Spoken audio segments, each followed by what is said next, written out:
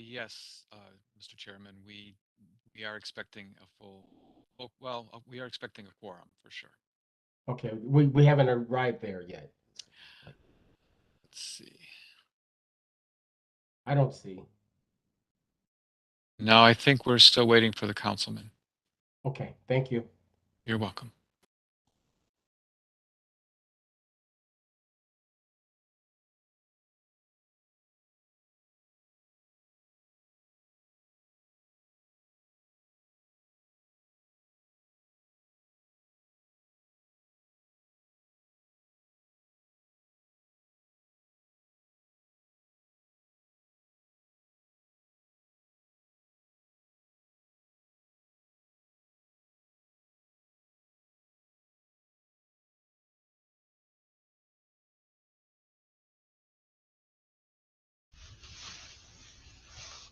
Apologize for the slow startup.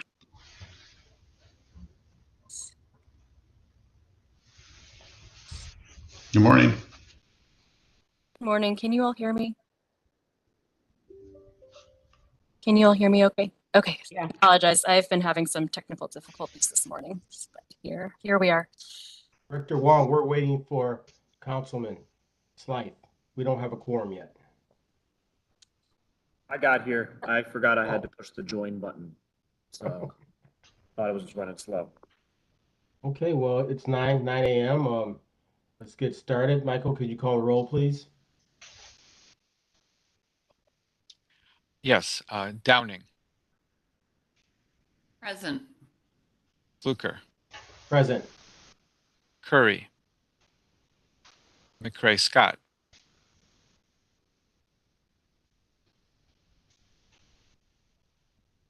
Denise, are you here? Yeah. Slight. Yes, I'm here. Present. Okay, yes, Mr. Chairman, we do have a quorum. Okay, Director Wong, I'll turn it over to you. Great. Good morning, all. I'm going to go ahead and read the preamble for us. In compliance with notification requirements of Ohio's open meeting law and section 101.021 of the codified ordinances of Cleveland, Ohio, 1976, notice of this meeting has been publicly posted. All boards and commissions under the purview of the City Planning Department conducts its meetings according to Robert's Rules of Order. Actions during the meeting will be taken by voice vote. Abstentions from any vote due to a conflict of interest should be stated for the record prior to the taking of any vote. In order to ensure that everyone participating in the meeting has the opportunity to be heard, we ask that you use the raise hand feature before asking a question or making a comment.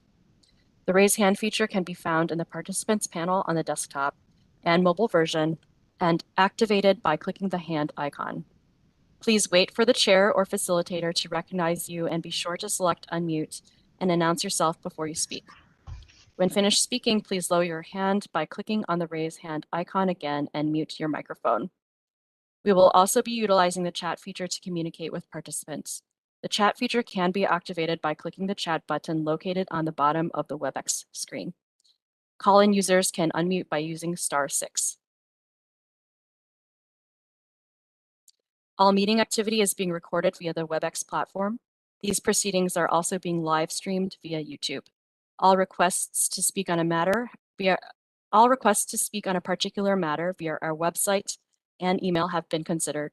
We have also received emails from those who have provided written comments on a particular matter.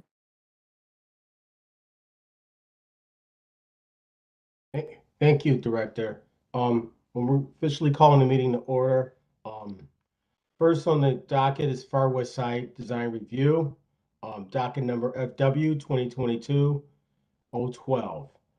Just a couple ground rules. There may be quite a few people here to speak on behalf or against this particular case.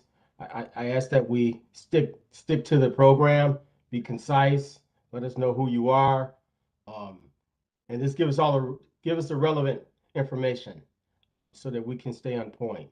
I'd like to hear from staff if you're prepared to provide a report before we begin the proceedings. Mr. Chair, I am going to abstain from this vote because my daughter lives across the street from the project. Thank you, Commissioner Downing. Thank you. Good morning, everyone. Adam Davenport, our staff planner and chief city planner, is on the line. He will provide a recap of the process. We will then go to the presenter, and then I will summarize the comments received via email, provide for any public comments, again, limited to 3 minutes with 5 people maximum. And then we also have a response to some of the concerns that the council member has. So with that, I'm going to have Adam go ahead and provide an update about process. Before we proceed, we need a motion to take it off the table. Moved. So moved. Second. Roll call, please, Michael. Downing, Abstain. so abstaining from removing it from the table. Okay. Fluker, Yes. McCray Scott, Yes. Slife, Yes. Thank you. Yes. It's all yours, Yes. Mr. Davenport. Yes. Perfect. Good morning. The design review committee liked, I would say in summary, kind of liked the new redesign that you'll see before you shortly. They did have a few comments about the 4th floor ephes, which came up before at the last committee meeting in, I think it was June. And then there was also some comments about softening the upper massing with the balconies and differentiating some of that brick pattern to make it have some more defining elements and differentiate some of those aspects of the building around the balconies, around the windows. And then there was also a couple comments about the blank wall near the entranceway, as well as the now larger green space that is in between both buildings, and if that could become an actual kind of defined element, sort of quasi public or private park in the area. But like Director Wong said, I'll reserve any other comments until after the presentation, and can definitely talk about the parking memo that was sent around to the commission members and around to the council person. Thank you. Thank you, Mr. Davenport. At this time, we'd like to hear from the applicant. Please state your name. Connected. Good morning, everybody. My name is Wes Harper with Horton Harper Architects. I'll be presenting the project, and then the client, Joe Zagelbaum, is also on the call as well. If there's any specific questions for him, feel free to ask. But he is here to should he be needed. So thank you for having me again. There's been a lot of behind the scenes work going on for this project to redesign it, per some of the commentary that we've received back in June and July. So just to reorient everybody, we are on the east side of West 73rd Street, north of Detroit Avenue in the Gordon Square neighborhood. The site itself is roughly 150 feet deep and 515 feet long. You can see here we're kind of tucked in between Lake Avenue, Detroit, and the Shoreway to the north. Next. Here we're just zoomed in a little more. You can see a little bit more of the context. Herman Avenue intersects West 73rd within the footprint of our project. To the east, we have a small soccer field. We have the funeral home at Detroit and 73rd to the south. And then directly to the north of us is what is now a vacant site, zoned in a similar manner to ours, I believe. There is a handful of single-family homes at the upper right from our site, and then the western context of 73rd is single family as well, and probably some doubles mixed in as well. And then to the north, of course, we have Battery Park, which is a mix of apartments, townhomes, single homes, and that's directly to our north. Next.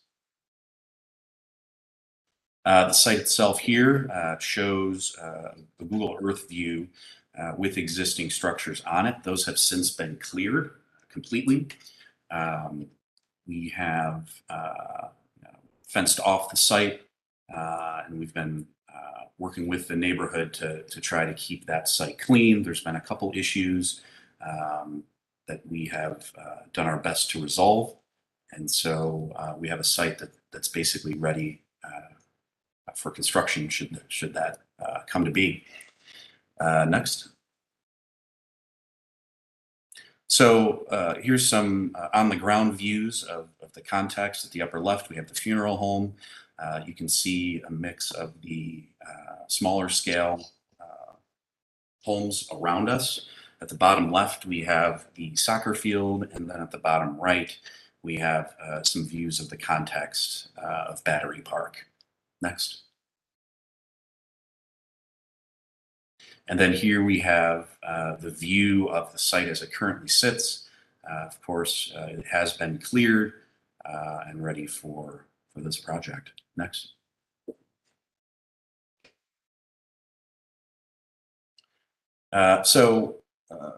When we first came to Planning Commission and Far West, we had a slightly larger project. We had 108 units served by 70 parking spaces. And that would be the same for each building, the north and the south. This is a 5-story structure, give or take 80,000 square feet, with setbacks that comply with the current zoning designation for the site, which is a multifamily site with an urban form overlay, which allowed us to have some slightly smaller setbacks, and then the parking reduction from a 1-to-1 ratio down to, I believe, a 65% ratio. And so the previous scheme was it met to the letter of the law the urban form overlay parking requirements. We have now dropped the units down to 97 units from 108 units per building, and maintained that same parking count. So we now have almost 3/4 of the units, having direct access to the surface parking below the buildings. In order to meet some of the height requirements that exist on the structure on the parcel, we have set back the building physically from the property line along the sidewalk. So we have a 6-foot green buffer that we'll review in some additional detail as we move along. And then the building steps back from all property lines. In the middle of the structure, or of each structure, we have a courtyard which allows some interior units into that space. In between the two structures, you can see a bit of green space that has expanded from the previous scheme. The length of the southern building has also been reduced by 15 feet and allowed this green space to have a little bit more natural light coming in over that structure. And so this in-between space is looked to be a dog run. There's areas for electric scooter parking, bike parking. And so we think there will be some utility from a neighborhood perspective to this green space, and not just for the tenants of the building. Next, I guess we're ready. So in response to, obviously we have a less than 1-to-1 parking ratio, which is the typical city standard. With the urban form overlay, we were able to reduce it, but we're looking to maximize the usage of mass transit and the new bike infrastructure that has been constructed in the city over the past 5, 10, 15 years. And so we think that the tenants of this building will, there will be many that won't have a car. And so we think that kind of exposing the fact that this site is well served by transit, as well as bike infrastructure. We've put together a few slides that show the adjacencies. And so here we have our site shown in the blue block here. The dotted lines are RTA routes. We obviously have the 55 going down the Shoreway, and then the 26 going down Detroit. And so we're relatively well positioned to take advantage of that mass transit infrastructure. We then have dedicated cycle trails more along the north portion of the area that we're at. And then we have bike friendly streets that traverse the neighborhood. And West 73rd is one of those. So we just wanted to expose that portion of the context and the site. Next. And so our project looks to really kind of soup up the connection between these pieces of infrastructure. And so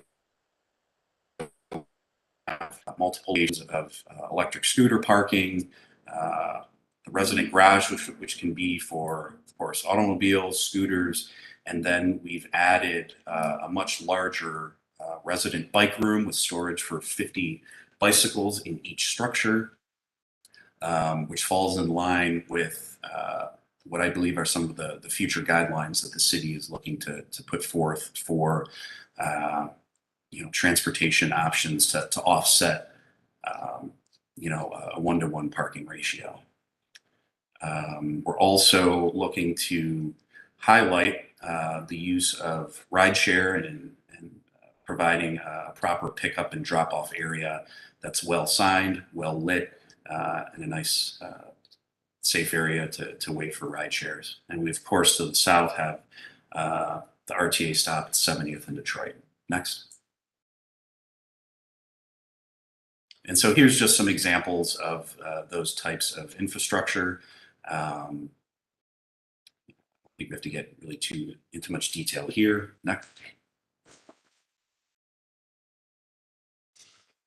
And so here we'll kind of zoom into the building and then back out with these renderings. You can see here we have a designated spot for rideshare, which we think could be useful for tenants and people in the neighborhood. We'll get more into the specific architectural comments here after this portion, but you can see we have some bike parking on the street or on the tree lawn, and through our previous meeting at Far West, this doesn't seem to be something that the neighborhood would be wanting, just because of the dimension of the tree lawn. It's a little bit tight.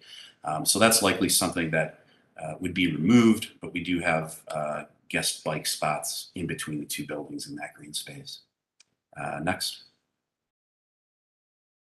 So the vestibule of each building would contain what we're thinking of as more of a waiting room for rideshare, basically. And then we also have in the back of the room here that we're looking at, we have real-time RTA information that can announce the 26 bus route time frame, maybe even the red line, which is a bit further south, if people were looking to ride their bikes, take it onto the rapid. But really make this space a space that encourages different modes of transportation other than the automobile. Next. Another view of the lobby. Next. And so again, we're looking to make this a safe, well-lit, open space that encourages rideshare and other modes of transport. Next. And so here's that vestibule from the exterior, again, well lit, well located, and then the rideshare sits right out in front of it. And so here we start to get into some of the architecture of the building. This entry vestibule is a metal panel with double high windows in that two-story space. And then you can start to see some of the details of the planters that are sitting in front of the structure along West 73rd to kind of soften the interaction of the building with the pedestrian. Next. Zoomed out a little bit further, you can start to see the change in brick orientation at the base of the structure to the right. And then it switches to a more typical running bond on the second, third, fourth, and fifth floors.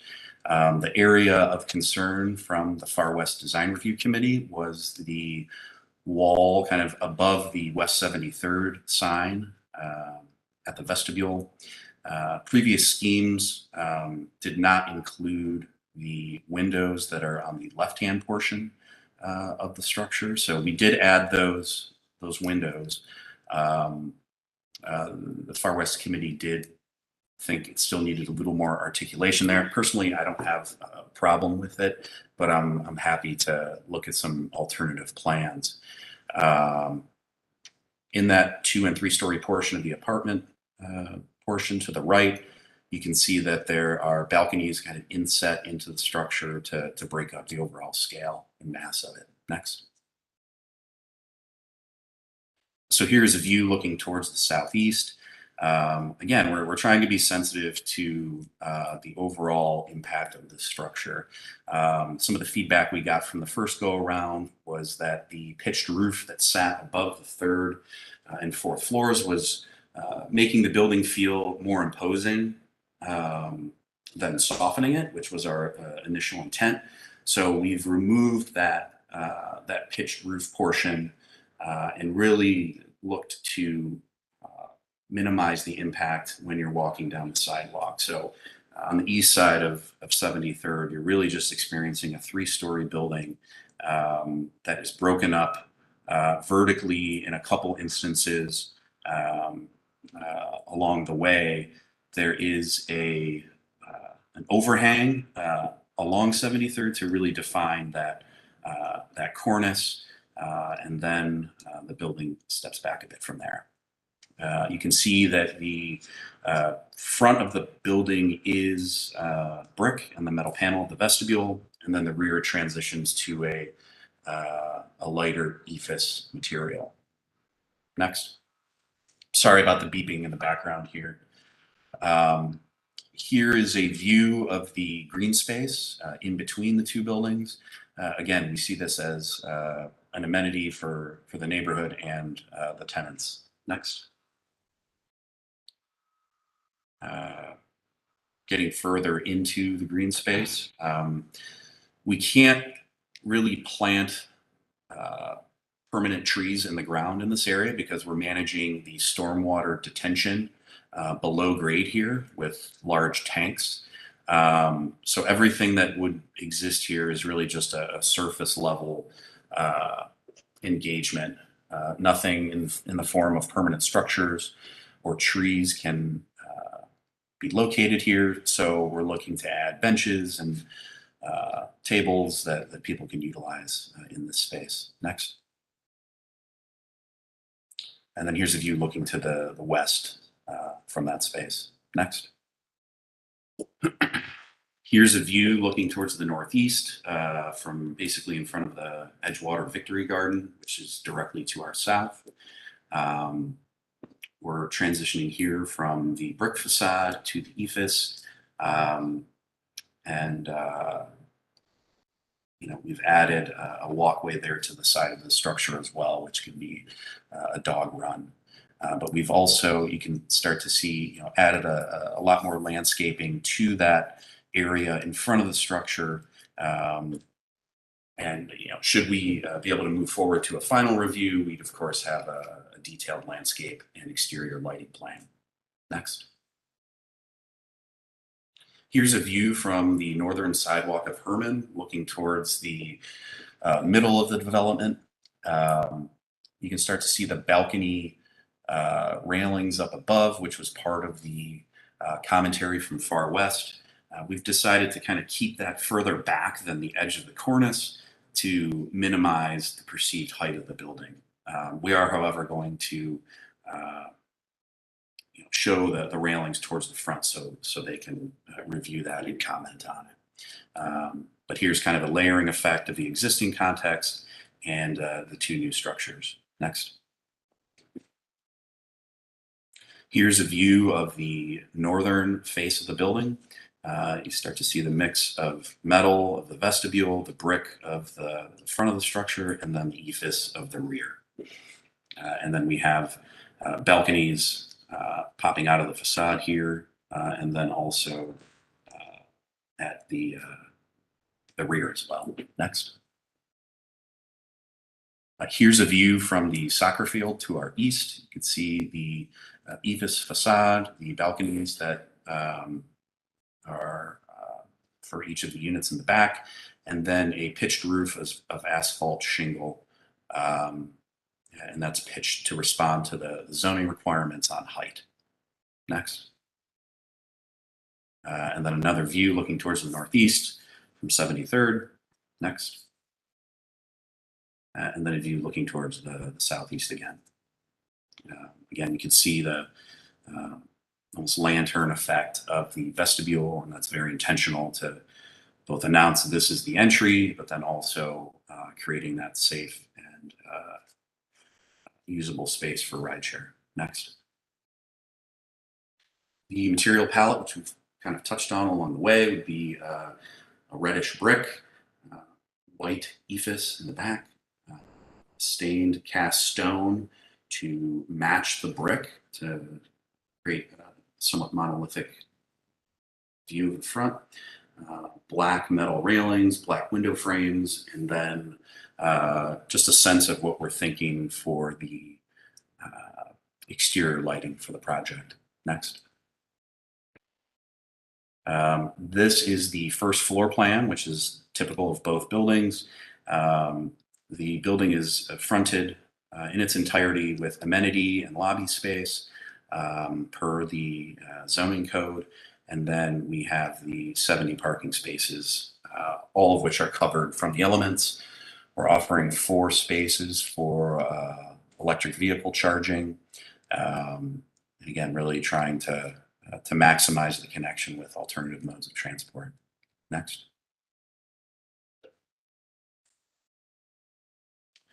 Here is the second floor plan. You can start to see the courtyard in the middle and how the units are lined around it.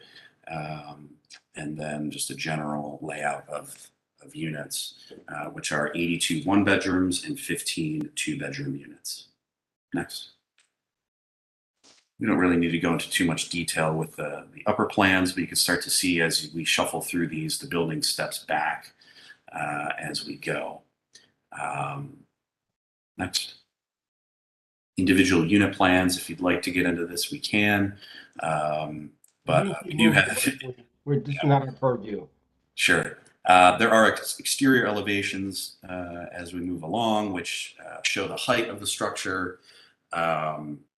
So I think the renderings do a better job of really expressing what the project is. So with that, I'll say, we're excited to keep this project moving forward and open to any comments or questions. Thank you. Thank you. We really appreciate your thoughtful consideration for multimodal transportation. This is probably one of the more complete presentations for a project that I've seen, in my opinion, and I believe it'll work. So it sounds like the applicant has addressed, I believe, some of the concerns that are enumerated here. If I'm mistaken, please opine on this, Mr. Davenport. So, is there any further comment concerning the recommendations from the committee? Hearing none, we will entertain now comments. Again, we ask that you state who you are, why you're here, and really keep your comments to under 3 minutes. I will be timing them, and so I will let you know. So, who's up to bat first? Perhaps I should chime in, Mr. Chair. I'm Jenny Spencer from Cleveland City Council. Should I go ahead? Sure. Thank you. Thank you. Good morning. Since Planning Commission last reviewed this project on June 17th, I have met several times with developers Jeff and Joe Zagelbaum, as well as architect Wesley Harper and Adam Davenport. I appreciate that Joe Zagelbaum is at this meeting today. This is the first time Argyle Development has taken on a project with this many units, and I felt it was important for the community to become acquainted with them. One critically important project improvement that came out of the aforementioned meetings was the need for an explicit transportation and mobility plan, which you've heard about in Wes's presentation. Given the market rate rents for projects like these, and given the spatial layout of the greater Cleveland region, its shopping centers, amenities, and employment hubs, I believe it is reasonable to expect for the next 15 to 20 years that most households who can afford to pay these rents will have at least one car. I did not say all households, but I did say most. I did request a statement from Planning Commission staff regarding policy around parking and parking minimums. I felt it was important for the community to hear this directly from planning. Director Huang, thank you very much for preparing the memo, which I will share with residents. If I'm doing my math correctly, the parking ratio for this project is 0.72, meaning that for the total 194 units, there will be 140 parking spaces and no guest parking. I am unfamiliar with other projects in Cleveland with a similar parking ratio, although I would welcome becoming more informed about them. However, I think it is important to acknowledge that if this project moves forward in its current form, it will be an experiment, and there will be as yet unforeseen impacts on the community. Ultimately, I know I can speak for my residents in saying that we too embrace the vision of Gordon Square becoming a fully walkable 15-minute neighborhood. There are additional open questions that I asked in the June hearing related to the fact that we have a high saturation of a certain market typology in Gordon Square, namely studio and one-bedroom units and a smattering of two-bedroom units at over $2 a square foot and often upwards of $2.50 a square foot in rent. These projects will be competing against each other and similar projects in the city and region and in Gordon Square. I know my community very well, and I do not know many people who can afford these rents without overburdening themselves with housing costs. I note that Wes Harper stated in June that these apartments can be converted to condominiums in the future. I believe that is an inaccurate statement and it should be clarified. I recognize that Planning Commission is constrained by current zoning code and that it reviews design. It does not typically delve into questions such as unit typology and rent. I remain keenly interested, however, in the broader discussion around market rate rental development in downtown in our neighborhoods. A couple of comments in closing. I must add that in all due respect and deference to my council colleague, Charles Slife, that I did take exception to several of your comments, Charles, during the June hearing and characterizations of community members who participated in that hearing. I could not be prouder of this community, and it is anything but NIMBY. I think residents would have celebrated and embraced an affordable housing project on this site, for example. The group of neighbors who have provided input into this process represent a wide range of people, including homeowners who have lived here for 4 decades or more, to newer residents who have lived here for a few years.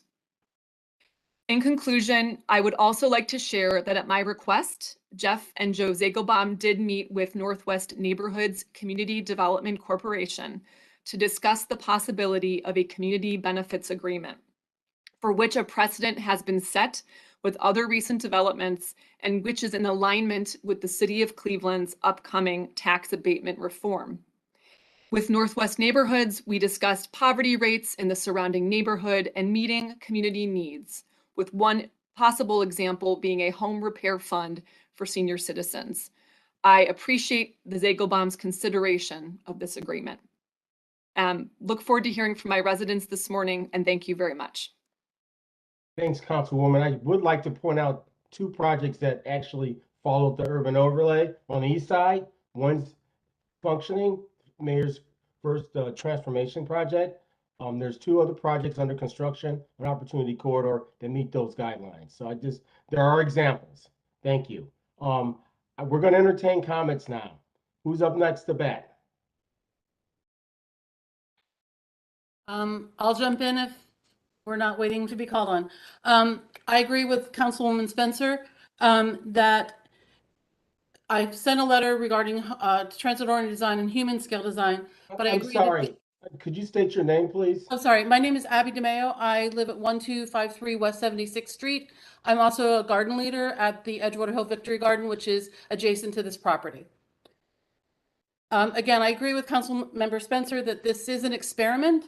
And when this developer was asked at the Far West Design Review if they knew of any project in the city with this parking ratio adjacent to the parking scarcity, and I don't know the parking scarcity in the developments you mentioned, Mr. Harper was not aware of any, yet he designed this design for this property. This developer has no experience in Cleveland.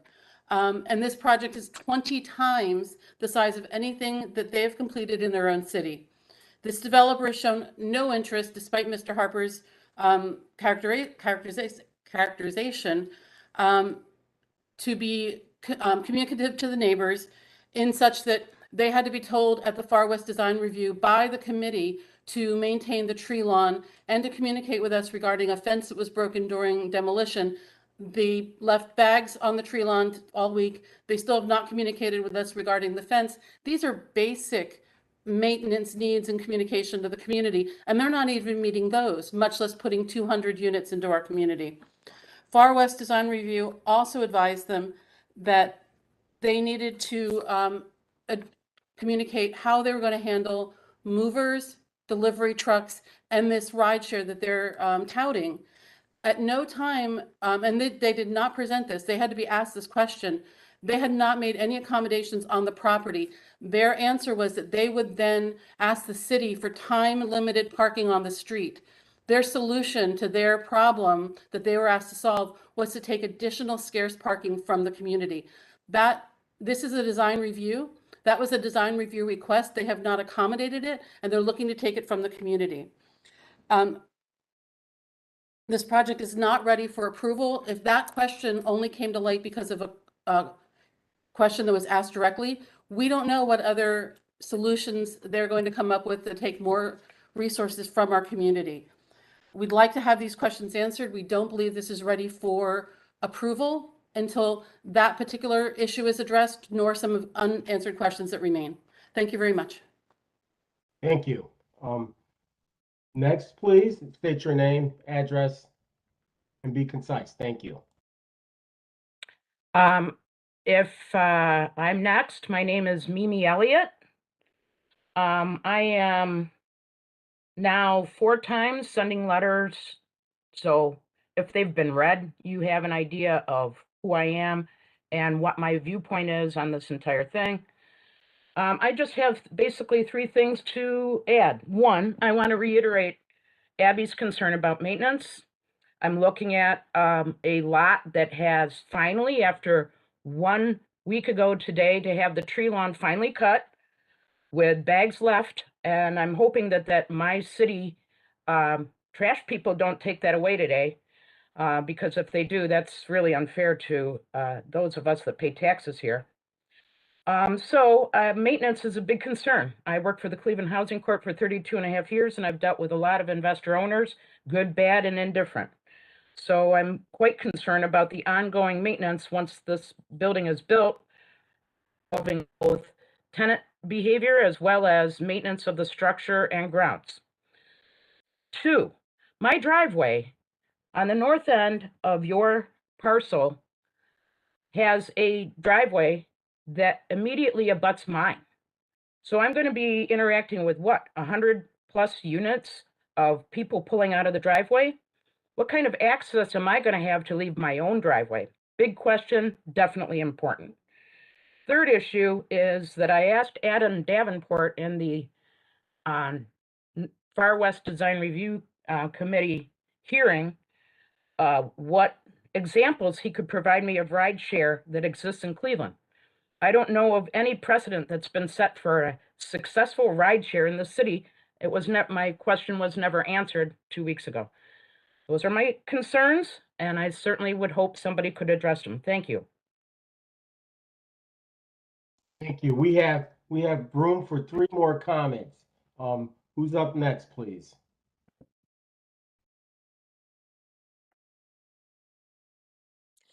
Chair Fluker, if there is no other, if there are no other residents, I'm happy to summarize the 9 letters that we received. We received 9 letters in opposition, with 7 of them mentioning traffic on West 73rd Street and 6 discussing the insufficient parking, and then 5 discussing the uninspired design. And so I just wanted to summarize that we did receive 9 letters. With that, I would like to invite Chief City Planner Adam Davenport if there are no other residents here to speak. I do have a question, and there's a term that's been used, and I guess I don't totally understand it, and I hate deliberating when I don't understand something. Is something parking scarcity? I guess I don't understand what that term means. Is it just, I guess I don't understand it. Can someone define what that means? Because I never heard that term. I could, I did not use the term, Mr. Chair, but I could interpret it. My understanding of that comment is that this is already, there are not many available on-street parking spaces in the neighborhood as is. And there is a new building being built that is not yet leased up with 260 plus units just a block north that will also rely on on-street parking. And so really trying to connect the dots. You know, this commission looks at projects individually. The neighborhood looks at projects as a system. And it's been difficult in this process to know how to engage with Planning Commission around that question of a system, the neighborhood as a system, and how these projects that are approved individually interact with one another. Unfortunately, this comes across often with the word parking, which is really difficult and uncomfortable for me to use because I understand the planning theory about walkable neighborhoods, but I think it is disingenuous to not acknowledge and really sit with residents in acknowledgement that this will be this will really be there are unforeseen impacts, and we anticipate that residents will feel the brunt of that with these developments that are still being built, not yet online. And I think wanting to speak genuinely and openly with residents about confronting those realities. Okay, thank you. We're going to entertain comments from Mr. Davenport, I believe. Correct, Director Wong? I do see that Mr. Jim Cutrone has raised his hand as well. Are we still allowing comments from the public at this point? All right, well, we're entertained, but please, if you're here to comment, please let us know. Go ahead, please. Thank you very much. The reason I came in a little bit late is to catch up on something that Jenny just said. I wasn't going to make this comment, but I think it's really important. There was a remark at the last meeting about, well, this is private property after all. The notion of private property has evolved in recent years. Why? And because you were invited? I'm sorry? Anyway. I'm sorry. I'm sorry. Whoever interrupted, that's out of bounds. Please respect the person speaking, and we can move on. Thank you. I'll be brief. I'll try and be brief since there was an interruption here. The notion of ownership has changed in contemporary view. It's now referred to as custodianship in cultural properties, land, natural resources, all those things. And I think that what Jenny said in terms of the neighborhood viewing the city as a system is a really important point, and that as far as I can see, that hasn't been taken into account in the 2 projects on 73rd Street. Cities are are organisms. And in that sense, if you prefer the system, the notion system, that's okay too. But the upshot of it is that all parts interact with all the other parts. And if the city doesn't take the opportunity and make part of their review system an holistic view of neighborhoods and the projects that are going to go in them, then we're just going to languish in a state where the wealthy projects predominate, and those cities, I mean, those parts of the city that our mayor wants to encourage development, neighborhoods that may not have the advantages of ours, will get some attention. So I think that the notion of a system is a very important one. Thank you. I'm going to, we're 45 minutes in. I see there's a hand raised that someone who's already spoken. We're not going to entertain that. We need to expedite. I just want my questions answered. I'm I sorry. asked questions. I'm sorry. I asked questions that have not been answered. I'm sorry. You've had your comments. Right, comment. But I want to know what you're going to do about my driveway adjacent to their driveway. I want to know. With all due respect, Mr. Davenport. Reject this meeting. Yeah, that's what you're doing. You're using your privilege, and I don't have time for that. We don't. Yeah, need an answer. Okay, so, Mr. Davenport, would you please report out? Thank you, Mr. Chair. In response to some of these comments before, and some main questions by Councilmember Spencer, staff here prepared a letter that was circulated with commission members before about kind of general parking thought by the Planning Commission, and this will be shared with the public after this meeting. But essentially, kind of summarizing some of that letter, which I think is. And thank you for Councilmember Spencer for asking these questions, because I do think it's very important that the Planning Commission and the administration communicates our thoughts around these questions. Essentially, we are comfortable with a lot of property owners determining the amount of parking that they need on their own site. A lot of precedence has been set, even in Cleveland, downtown Cleveland has no parking minimums and has had none since 1970. Projects downtown still obviously build parking, and a lot of developers even share parking within themselves. There's a number of other examples from this around the nation, including Buffalo eliminating parking minimums and driving up shared parking and appropriate amounts rather than more of a pseudoscience for a 1-to-1 ratio or other numbers kind of determining that. We do recognize that parking will be tight in the area, but for us to even remotely talk about a mode shift in the city, we need to be forward and accepting of projects like this that encourage other modes of transportation. I think Wes has done a pretty stellar job of explaining how they are encouraging that on site with specifically designated zones for not only just alternate modes of parking in general, at the scooter and bike, but those are indoors, those are outdoors, that transit waiting environment in the lobby, et cetera. I think it's a pretty good example that some other multifamily projects can follow in the future. In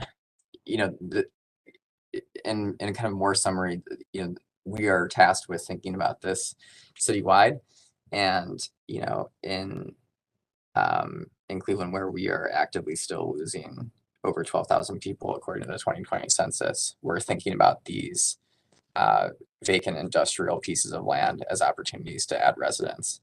And when we hear comments at public meetings and conversations about adding, neighborhood amenities like grocery stores or other services like that, it's not a chicken or the egg situation. We need to add people to have that demand present. So it's a balance, but we're actively pushing for projects like these overall. Thank you. Director Wong. Thank you. I will be brief, and I appreciate Adam's summary of the parking memo. We are looking at this as a systems-wide. We just presented the transit-oriented analysis last meeting. We really believe that we have to be concentrating our efforts in supporting existing systems that exist in our city, such as transportation. We also believe that with a 15-minute cities framework, this type of residential density is needed to support that type of activity. So with that, my comments are brief. The administration and staff are ready to support this project, save any design considerations you may have. Thank you. Thank you. I appreciate everyone's consideration and comments. We need to continue this dialogue. And we need to also avail ourselves of other modes of transportation, because unless that happens, this conversation will continue and we'll never arrive at a solution. And the solution is, quite frankly, we need to stop embracing embracing cars is so much in our culture, because in other cities and in other countries, it's been successfully accomplished. So anyhow, we're going to close out. We appreciate everyone's time. Anybody care to place a motion? My colleagues, unless of course you guys have comments to support your positions before we begin. I have a couple of quick things, Mr. Chair. One, to Director Wong, I think it'd be useful just for everyone in attendance. This is here for schematic approval. Can you just briefly explain conceptual, schematic, final, kind of that sequence? Because I don't want people to think that this is the final time that this project would be before us. Sure, I'd be happy to, and I'll try to be brief. So conceptual review is whenever, so applicants are welcome to come forward with conceptual review whenever there's a belief that it will change the physical context of a neighborhood. That is sort of like the, concept, the idea stage. Schematic review is when there's site planning and design considerations brought forward to the commission and the design review committees. This would include the siting of the parking lots, the siting of the building itself, the floor plan, and schematic design is, the approval of schematic design will grant you the ability to submit for building permits for foundational starts. Then final approval is when the project has final sign off from the commission for new construction. This may include, final detail adjustments, landscaping, landscape schedule, materiality, etc., lighting. And once received final approval, it's able to move forward the building and housing process. Hope that answers your question. Thank you for that clarification. I will admit it's also helpful for me to hear it again.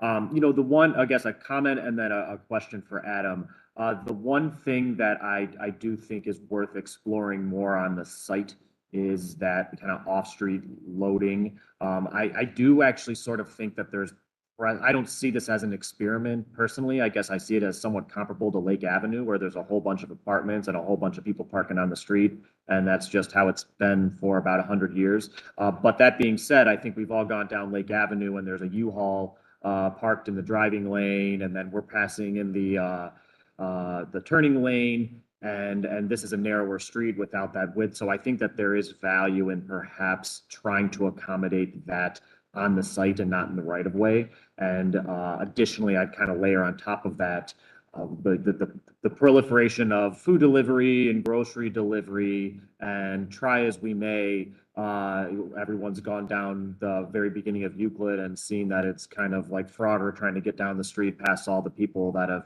stop to run into Chipotle real quick. So I think it'd be worthwhile to try to fit that on the site in designated areas and not relying on the street.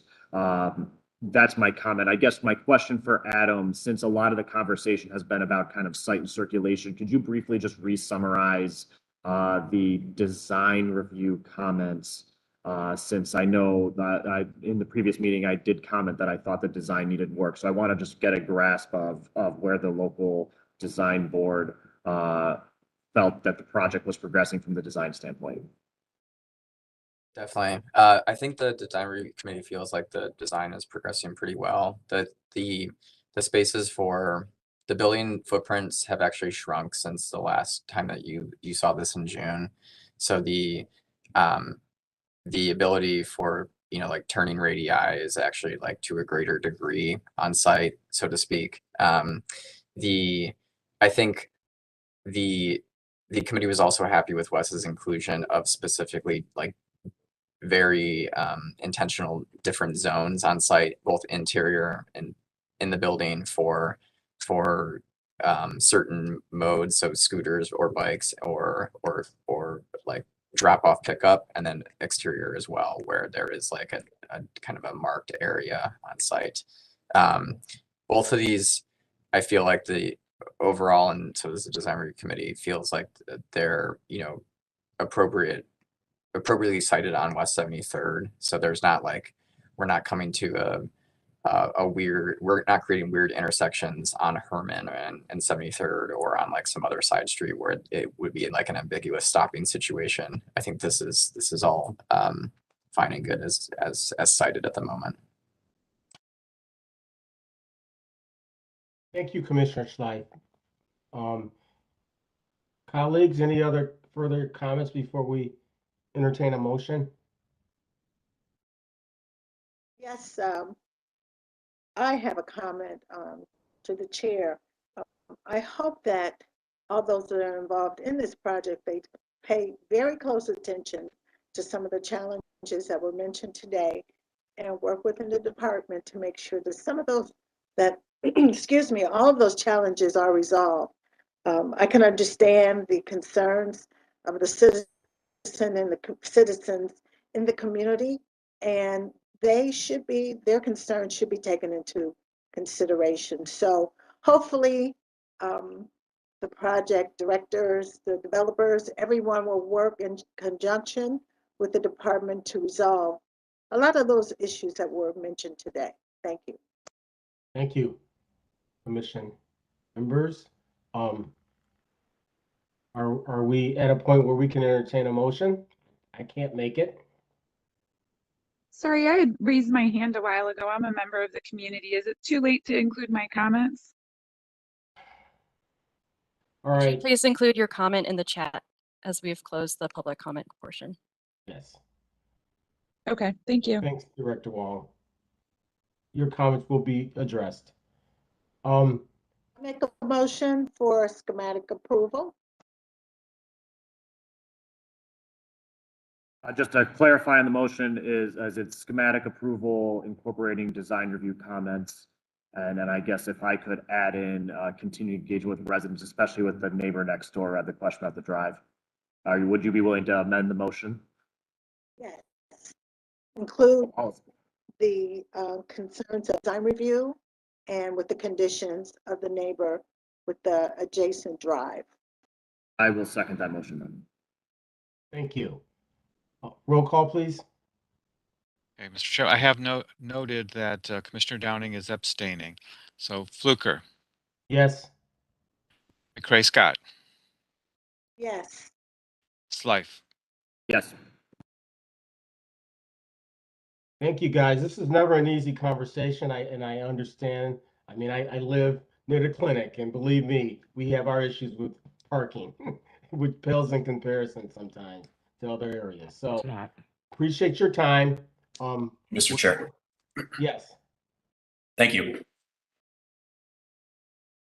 We're going to move on in the agenda.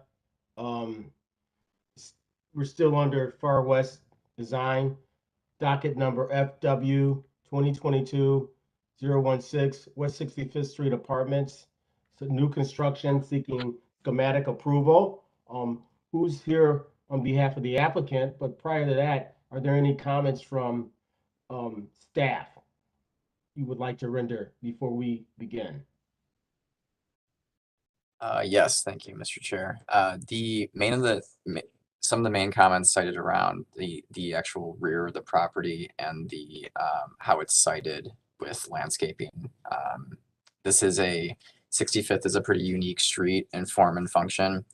The committee and the commissioner are supportive of this smaller apartment building, but there is recognition that the site is very shallow and that it should respect both the neighbors to the north and south, as well as the houses to the east on 64th. Thank you. Thank you, Mr. Davenport. Who's here on behalf of the applicant to present? David Parrish from RDL Architects. Can you guys hear me? Yes, Mr. Parrish. Anyone here from the CDC, or is there any other representation other than yourself? Not to my knowledge. Okay, Mr. Parrish, proceed. Thank you, Mr. Chairman, members of the commission. I'll try to be brief. I know the first presentation was quite a project. So our project is essentially in mid block on West 65th, and it's on the east side of the street. Next slide. This board basically just shows you the fabric of the adjacent parcels. It's quite a diverse neighborhood. There's some commercial buildings, there's a greenhouse, there's a church, there's doubles, there's singles. It's a pretty interesting street, and we're right in the middle of it. Next slide, please. What you see here is the site data that shows the site plan. The parcel that we're talking about today is on the left side of this image. There's an existing building in the center next to us, south of us, 1331, and there's a previously submitted project that was approved at 1333 West 65th, which has not yet started construction. They are all owned by my client, Apt 92. Next slide, please. A blow up of the site plan. You can see the site on the north end, which is with parking in the rear. And I'll come back to this. So would you go to the next slide, and I'll come back to the site plan. The floor plans, you have first floor, second floor, and there's a typo on the far right. It is actually the third floor on the right side of the plan. The project is a mixture of studios and one bedrooms. The north and south west corner of the building, we're proposing two-story, like a little loft, one bedroom unit with 2 levels. The rest of the front of the building would be 1 bedrooms, and then the rear of the building would be 2 bedrooms. Next slide. A view of the building as it appears on West 65th. Trying to really look to blend the project in with the eclectic neighbor or fabric of the neighborhood. You will see brick essentially as the material on the base. There'll be a Nichi-ha panel to resemble a wood type look, and then there'll be a combination of hardy panel and hardy siding for the remainder of the project. Next slide. The front, as you can see in more detail in the front elevation, you can see the brick, and we intend to provide detailing with the brick, recess the courses to give it a rich look.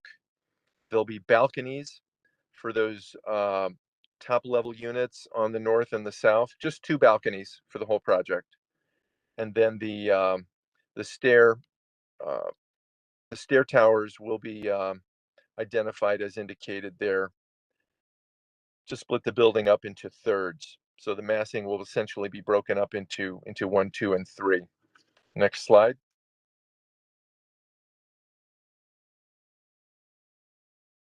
The side elevations were, and the rear elevations were something that design review had some concern with. We were proposing a more monochromatic. They asked that we try to, I don't know if the word dress up is appropriate, but try to make those elevations a little more stimulating, which we are in the process of working on right now. Next slide. The two sides are basically identical. Next slide. And the rear of the building, the same thing. We plan to come back to you with this elevation improved. That's, oh yeah, and the last slide is our sample board. As you can see, it's a Belden brick, a Nietzsche hot panel to resemble wood, and then the Hardy panel and the Hardy siding. So Adam, I guess we did get our comments from design review, and we're on them. We've tried to resolve all of them by now, but we will have that completed by the time we come back to you. So I don't have any more to the presentation. Any questions? Yes, Mr. Pierce. Before we entertain comments, I've had an oversight, and I apologize to my colleagues and all who was on the call. I need to swear you in. And so, so you're going to have to attest to the fact that what you've shared with us is true. So you solemnly swear to tell the truth, the whole truth, and nothing but the truth for this matter, now in hearing, under penalty of perjury. I do, sir. Thank you, sir. And we'll clean up the previous presentation. My apologies. Oh, no problem. Is there anyone in the audience who would like to make any comments?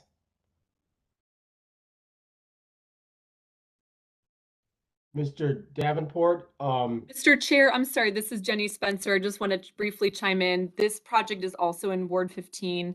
And although it is not required of the developer, I would like to work with Adam, with our planner Adam, in the following manner. This project may down the road require zoning variances. It may not. Either way, I have not yet met with the developer about this project. I've not met with Mr. Parrish. And the point I want to make is that I would request a community meeting for residents.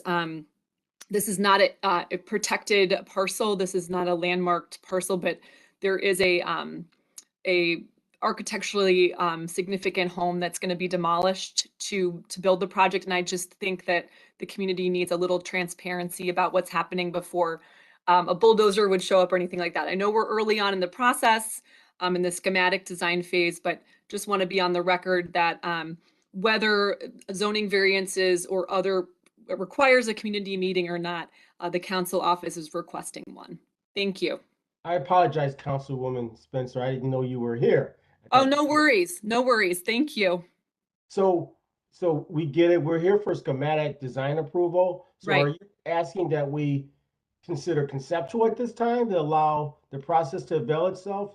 No, I'm just on the record early that that regardless of that's true. Maybe that's too early in the process, but just wanting to be on the same page with Adam while I'm here in the meeting today about a community process. Okay. Thank you. We'll be very happy to have that meeting. Okay. Thank you.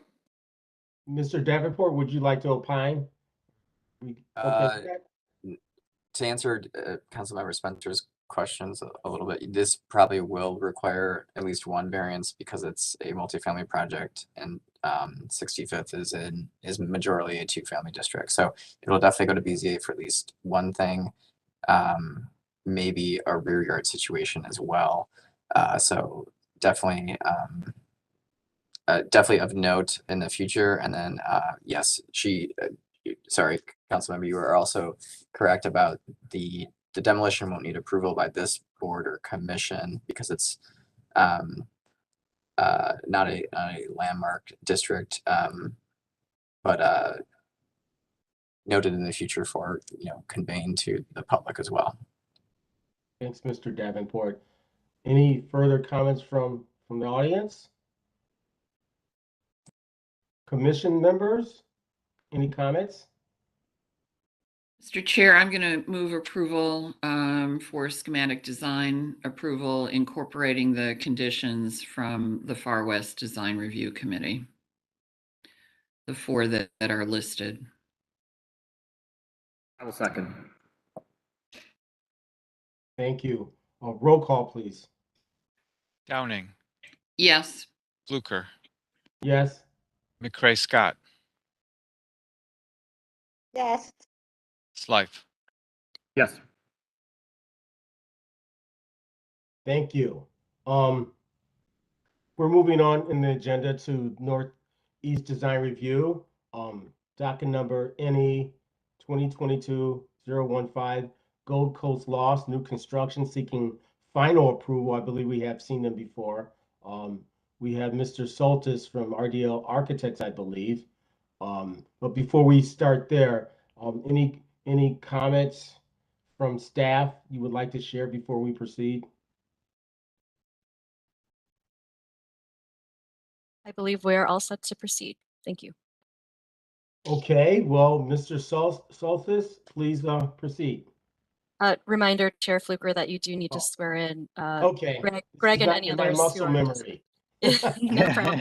Thank you. Do I need to be sworn in? Yes, you do. Thanks, Director Okay. Wong. Do you solemnly swear to tell the truth, the whole truth, and nothing but the truth for this matter now in hearing under the penalty of perjury? I do. Thank you. Okay, Proceed. thank you so much. So we are back before you with Gold Coast Lofts, and so we have responded to the comments from Design Review Committee and from Plan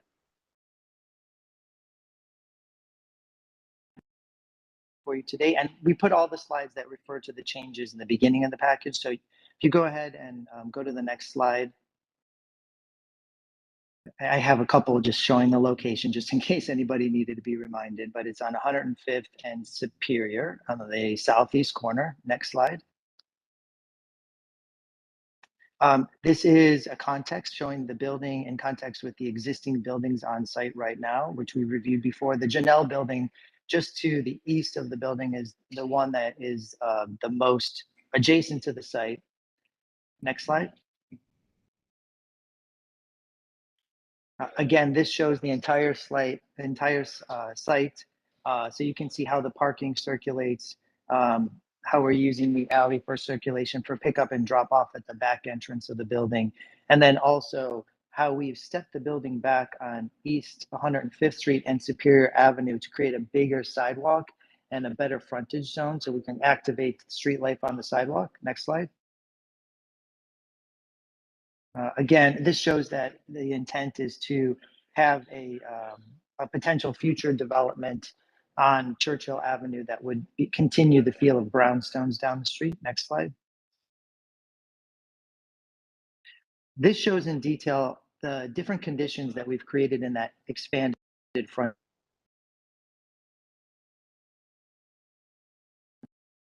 Stoops that we have for the units on the ground floor that actually face the sidewalk and the little courtyards they have in front.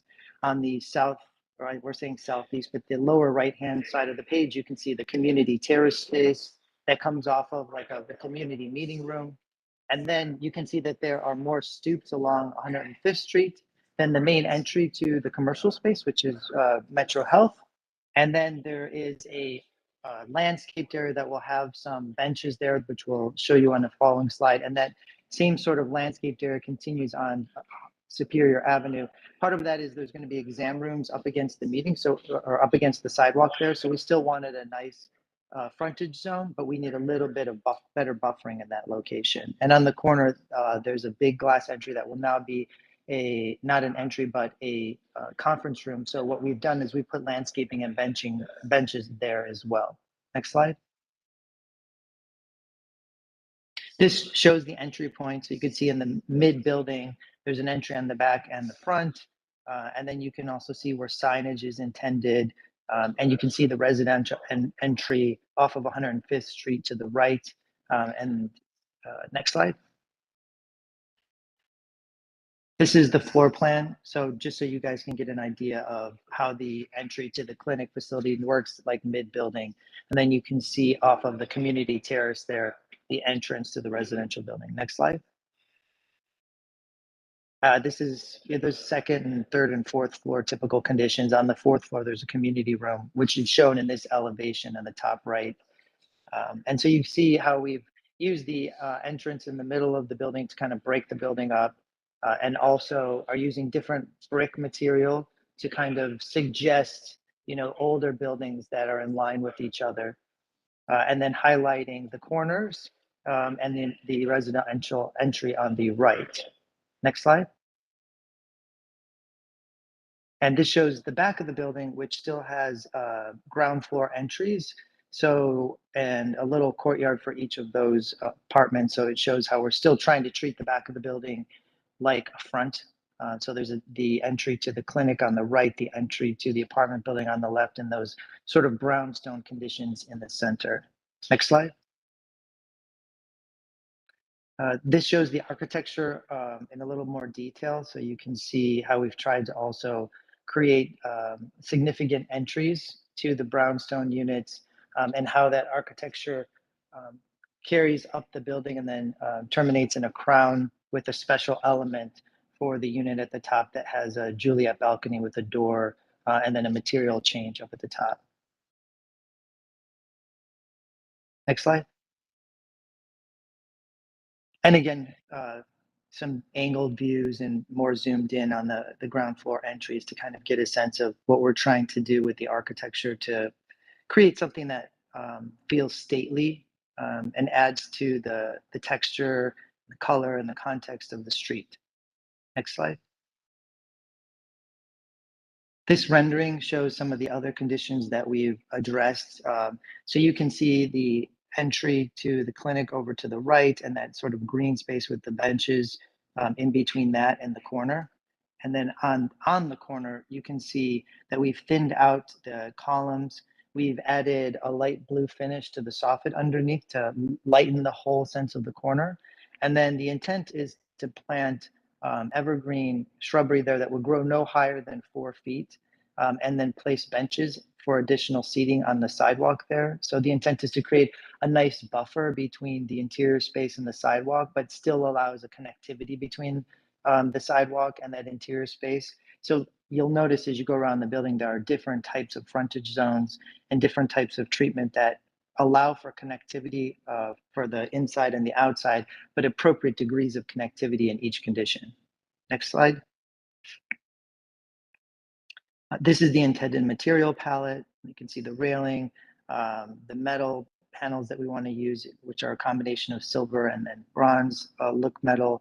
And the final brick hasn't been selected, but these are the three final or 3 top of each color. And as I mentioned before, a lot of this brick was derived from the historic context of the neighborhood of buildings that had existed there before. And I had discussed at the last meeting the concept for the building, which derives from African art and Cubism, and the primary color palette, which goes back to the DNA of the neighborhood basics. It's, big weighty concept. Next slide. This is just more detail of the bricks. Next slide. Really, everything else is what I showed you last time, and the big changes we kind of covered in the previous slide. So we don't need to go through anything else unless you would like to go through and revisit some of the other slides. I think if staff and design review happy with the direction, I guess it's not necessary. I have to say, Mr. Soltis, I'm disappointed because I'm personally used to the diagram that Wesley provided in multimodal transportation. Joking. Well, you did notice we did talk last time how we did have a meeting with RTA and planned the building around the bus stop. I know, I was just poking you, man. Okay, good. I got nervous there for a second. Any other comments, public comments? I see Mr. Khalid Hawthorne's here from Famicos. Any comments, Mr. Hawthorne? I think Greg has done a great job of capturing everything that we put into this. Very intentional, especially on these public and private spaces. And it's significant expense to keep these as part of the project, and especially at that corner with the transit waiting environment, and actually providing additional space for people to sit while not necessarily creating a barrier so that if you're having a meeting there, you don't want somebody adjusting their their pants or something in the window like it's a mirror. That happens in other buildings with first floor glass spaces. So provides a little bit of respite for transit waiters and things of that nature. So thank you guys for allowing us to present this project, which has been a working, started off with the previous director here, and bringing it to the finish line. It's strange seeing you in the Famicos uniform. Commission members, any comments? I move approval. A Downing. second. McCray Scott. Mr. Bozak, could you call the roll, please? Downing, Yes. Fluker, Yes. McCray Scott, Yes. Slife. Yes. Hello. Motion carries. Thank you. Good luck, guys. Thank you, everybody. Thank you. Okay, we moving through the agenda. We have a Near West Design Review item on the docket. Docket number NW 2022-028, St. Rocco Building Addition and Parking Lot, seeking final approval. Okay, Who's going to present? I'm sort of, I got onto the site for the call, and it's just, it feels like suffering here, but I apologize for that. Are you okay? yeah, and I see that some of them on the thing have been removed and all of that, so I'm following through, but I hope to still have endured and be on whenever our item is called. Okay, well, Okay. I need to know who's Later. presenting. Bye.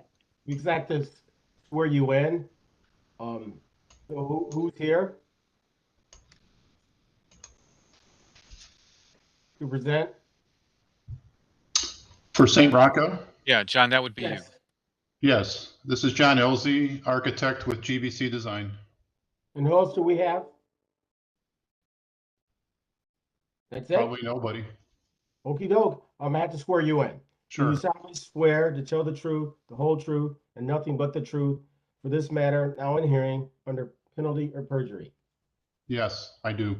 Thank you. Are there any staff comments before we proceed? Hearing none, well, Mr. Elsley, proceed, please. Well, thank you for allowing me to present this morning. I think that I was not part of the call last time due to a family emergency when we were before you with regards to the demolition of the existing building, which was approved and has since been torn down. And then also from our schematic review, our preliminary and schematic reviews from the review committee, we have resubmitted and actually was in front of the review committee Wednesday and had an unanimous approval of our resubmitted information. So what you have before you now, just in general, is the proposed site. We're going from left to right or from west to east. Obviously, St. Rocco is an existing church. It's been there quite a bit on Fulton, a couple blocks south of Clark. One of the first comments was obviously there was two entrances at Fulton, and we've closed that down to one entrance on the south side there that used to be also an alley, which is no longer an alley, but is part of their parking. We're also looking to widen the gate there to make it a little bit more useful for in and out. It's a little tight if a car is waiting to leave and somebody wants to pull in. But as you can see, we've added some landscaping buffer there, and also have added behind the rectory some grass area that's not there now. Otherwise, the school that was there has been demolished and actually is down, and they're working on the basement part of it now. But then that's allowing us to have, the new parking layout, new circulation. And then obviously we have the existing school, which is kind of the beige color there in the northeast corner. And because of losing the other school that was torn down, they have a need to add on to the school for more classrooms, a cafeteria, and a gymnasium. And that's what we've been adding here. Our previous site plan, we showed the addition all straight along 33rd Street, and we were asked to maybe look at shifting some of that, and we also eliminated another driveway and added more green space there to the south. So at one time, if you remember, we actually had a driveway going south around the addition and exiting there at Rural and 33rd Street. You could go to the next slide, please. So as you can see, now this is oriented north to the left. And you can see at the top there where the existing building that we're adding onto and will be renovated. And then the new addition to the south. At one time, that whole line was all lined up. We were able to shift the gym 4 feet to the west, and then also we've moved the siding in to the building to allow the columns to be accentuated, to kind of give some articulation to that elevation. Could you go to the next slide, please? So before the gym, obviously we understand, it is a large item, but by pushing it back and also giving some depth to the structure, and also maybe some multicolor, and maybe reducing the amount of masonry and softening some of the grading around it, feel that we've addressed that. And again, that was approved by the review committee on Wednesday. So we are, articulating the elevation to the south and to the east there. Obviously, we're matching. You also can see the line where we're matching the main addition in the center between the gym and the existing school. We're matching the roofing, the roof style, the brick, the banding. We've also added windows in the gym and also increased some windows in the cafeteria on the east elevation. In addition, I think the next slide might be the landscape plan by our landscape architect. I apologize, it's not colored, but you can see the amount of landscaping around the gym in the south corner, southeast corner, with appropriate plant materials. Mr. McKnight is very familiar with Cleveland area, and also with what's appropriate for school and also for urban settings. I think the next slide is actually some pictures of some of the plants that have been chosen. That's his palette with regards to where they're located. I'm not sure if the next is a rendering or if that's the photometrics. So the photometrics are basically just showing for our addition at this point. And it's really all soffit lighting. It's all down soffit lighting, and also some wall packs off the gymnasium. There's no added poles or anything like that. And you can see that all the lights basically staying pretty much on our property, and all down lighting to enhance the building, but not to be glaring to the neighbors or anything like that. So, and again, I apologize for actual pictures versus a rendering board, but this was to prove that, we've picked the brick based on matching the existing building. Next is the actual stone banding, which would be the wheat stone in the upper left corner. It's an actual stone. It's not a block or anything like that, but we're matching that. And I think the next is actually we're using some split face as part of the foundation that is exposed on the gymnasium to show that match is matching the brick, but is a different texture and also a different material.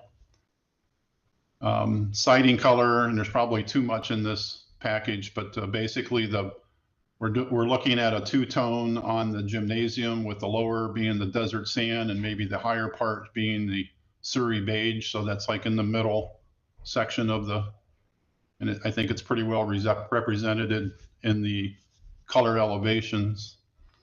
So then you could probably go through, you can just get rid of all that. That's basically the panels on so this is just a picture of the existing school and where we're connecting and some of the detailing that we're trying to follow for the existing school.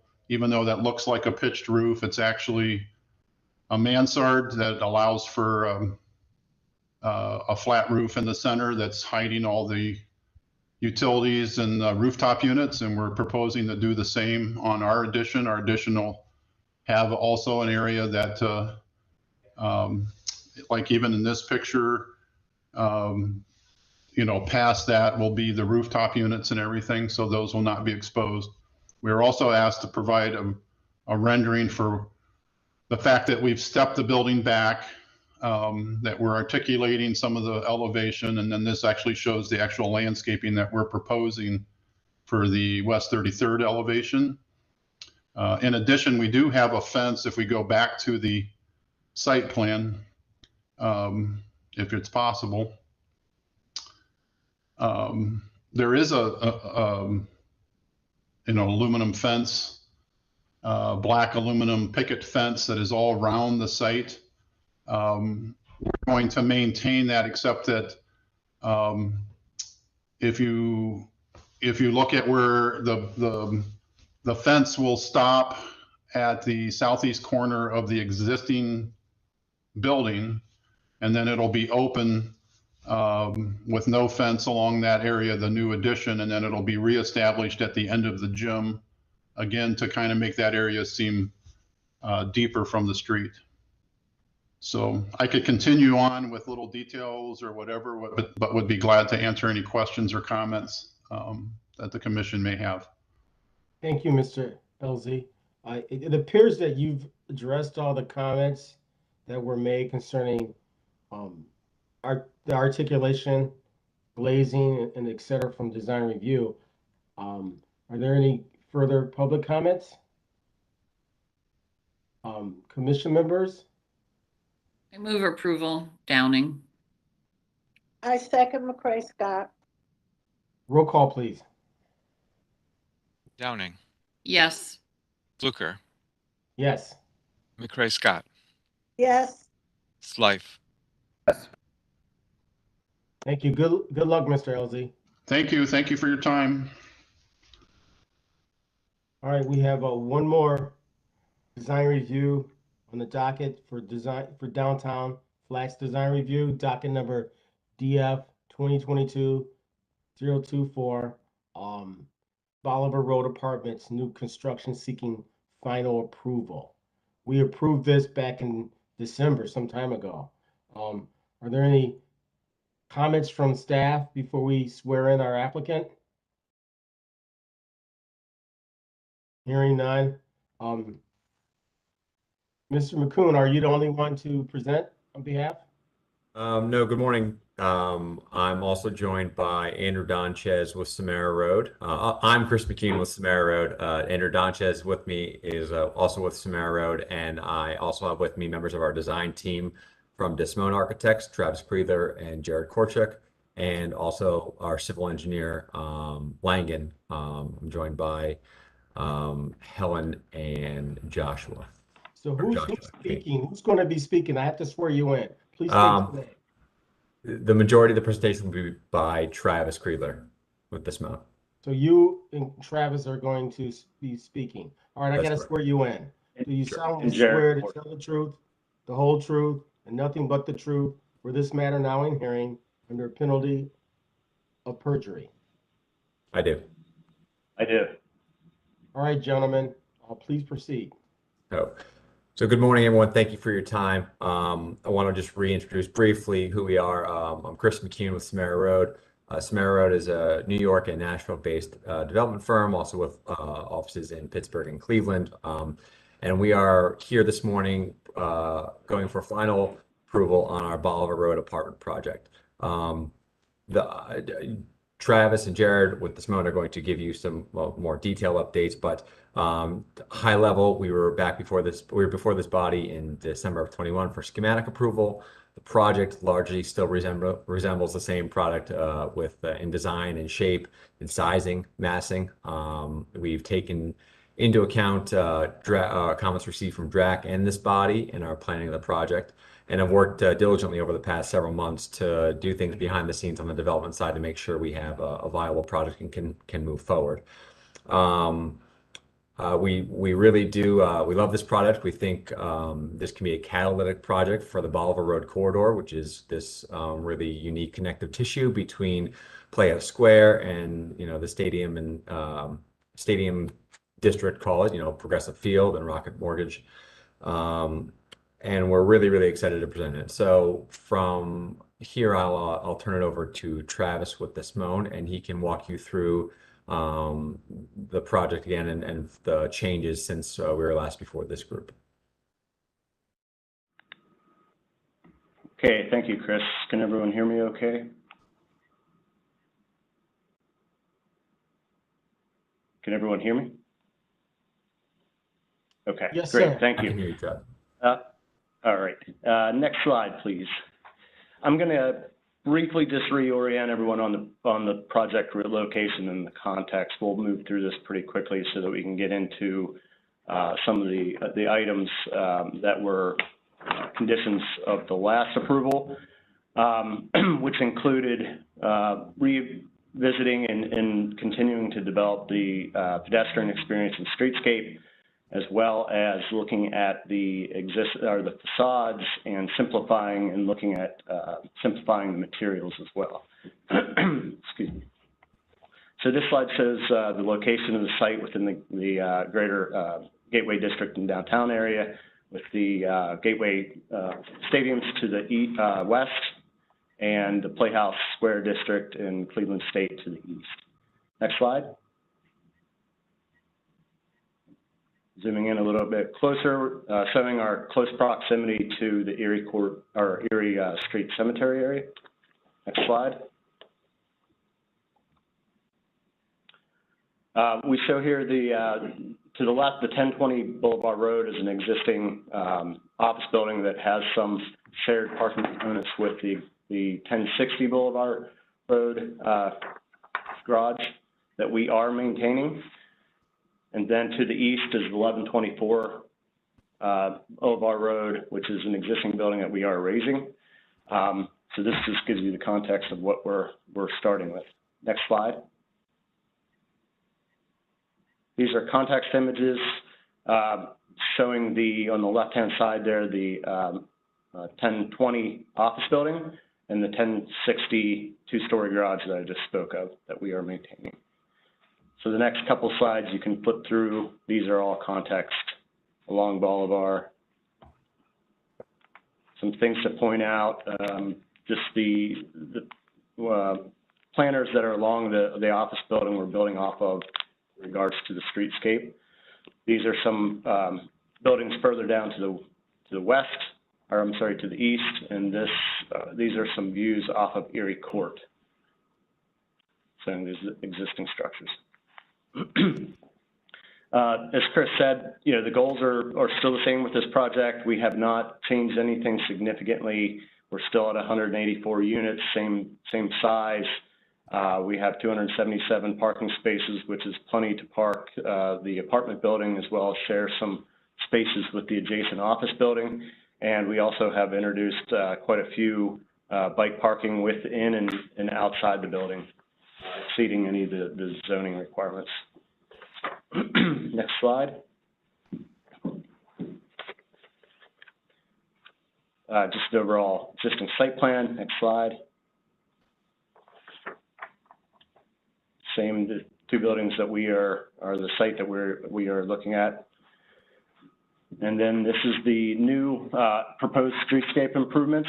And the next slide will break this down into a little better view with the Bolivar Road and the Erie Court side zoomed in a little bit more closely. Excuse me.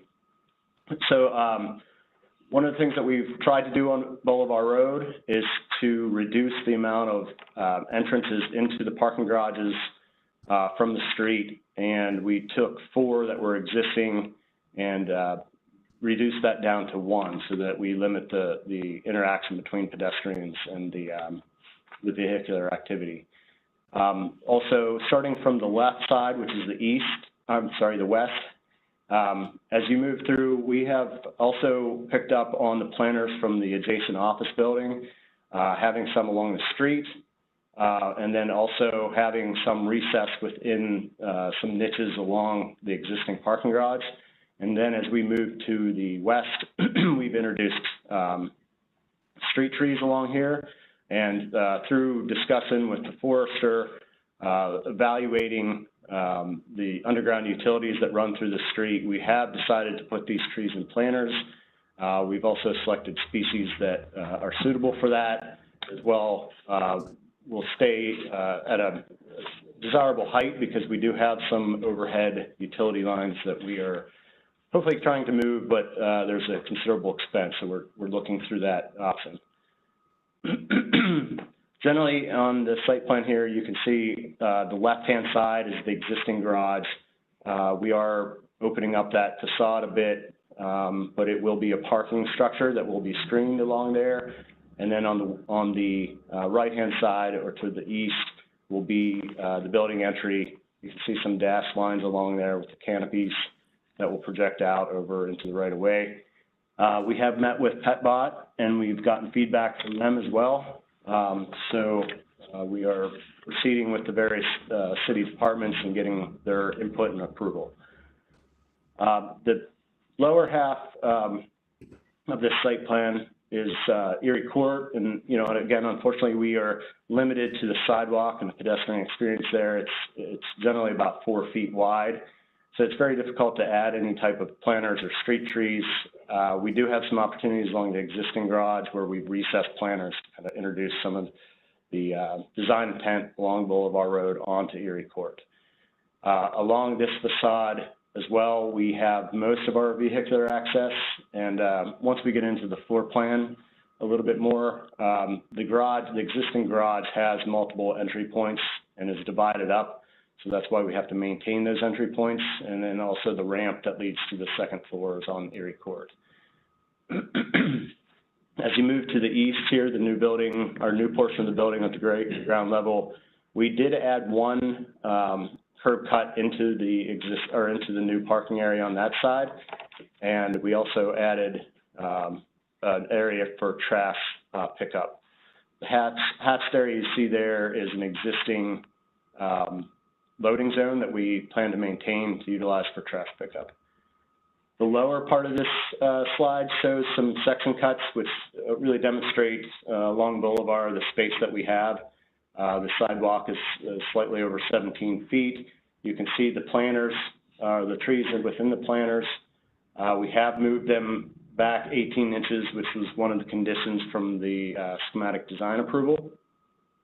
We are also showing furniture along the street and sidewalk.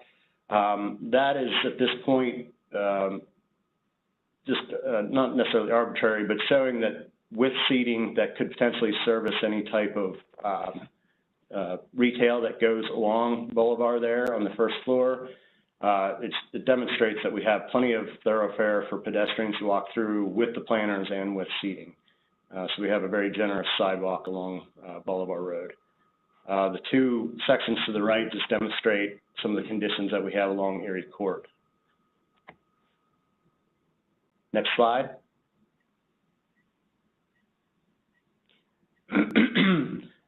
These are the species on the lower portion that that Helen Graham from Lang has selected, and she's available if we need to talk more specifically about those. But the species have been selected from the city's plant list, so we are looking at maintaining some of those. We did receive some comments from the city forester, so we may reevaluate some of the species again.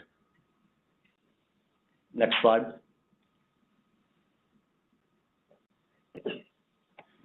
And this is just a additional site furnishing legend that shows bike parking, the tables and chairs I referenced, it's the kind of style of the planner that we're looking at, more of a wood look planner. And then also the light fixtures from the city standard. We would like to maybe investigate the opportunity to do something maybe a little more modern or transitional that would work better with the building design. But for now, we're looking at a more traditional light fixture to meet the city standards. Next slide. So here I'm going to pass this on to Jared Korchak from my office. He also swore in earlier when you asked. He will take us through a brief look at the first floor plan, kind of explain the strategy there, and then move up through the upper floor plans to reorient you, and then we'll get into the appearance of the building with the elevations and renderings. To the applicant, please keep it brief. We're not, the plans and what happens on the inside of the building under our purview unless it relates to the streetscape specifically. Right, understood. Okay, yeah, so this is Jared Korchak. Sorry.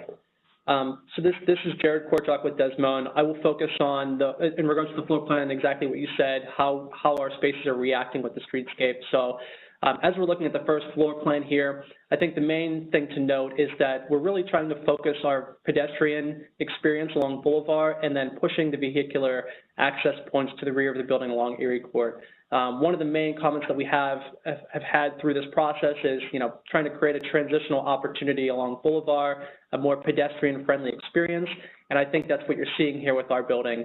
The building on the left is actually the 1060 building that we are keeping. It's the existing garage. We're building over that. And then you can see the building on the right is the 1124, which has been raised, and the new building built in its place. We have a small proposed retail space that's activated along the storefront there, 2,700 square foot retail area. And then we have our main lobby and lounge area for the residential portion. It's kind of centered on the building right there that you're seeing as well, with our elevator lobbies, mail package rooms, and main lobby and lounge space. As we look at the rear of the building, we have a rear lobby entry as well, which is a lot smaller, less significant of an entry. However, we do have that as our main bicycle parking entry, as well as our trash enclosure for trash pickup as well. And as Travis mentioned, we have our temporary loading in the rear for trash pickup. One last thing to note on this plan is that all of our loading for the residences is integral to the building. We have spaces blocked out inside of our building for loading for residential, as well as for loading for the retail space as well. So again, the concept here is to get as much of the loading in the rear of the building and inside the building as possible, focus our vehicles on the rear of the building to really accentuate the pedestrian experience that we have on Boulevard. And you can jump to the next slide now. So as we go up the building, and I'll just go through really fast, the building on the left, the 1060 garage, is 3 stories of parking. We do have 2 stories of parking on the new structure, and we start to introduce residential units on the second level of the new structure as well. If you look at the west side of the building, again, we talked about the parking, and then on the east side of the building, we have unit terraces. So what we've tried to do, and if you want to skip to the next plan, you'll see this a little bit better.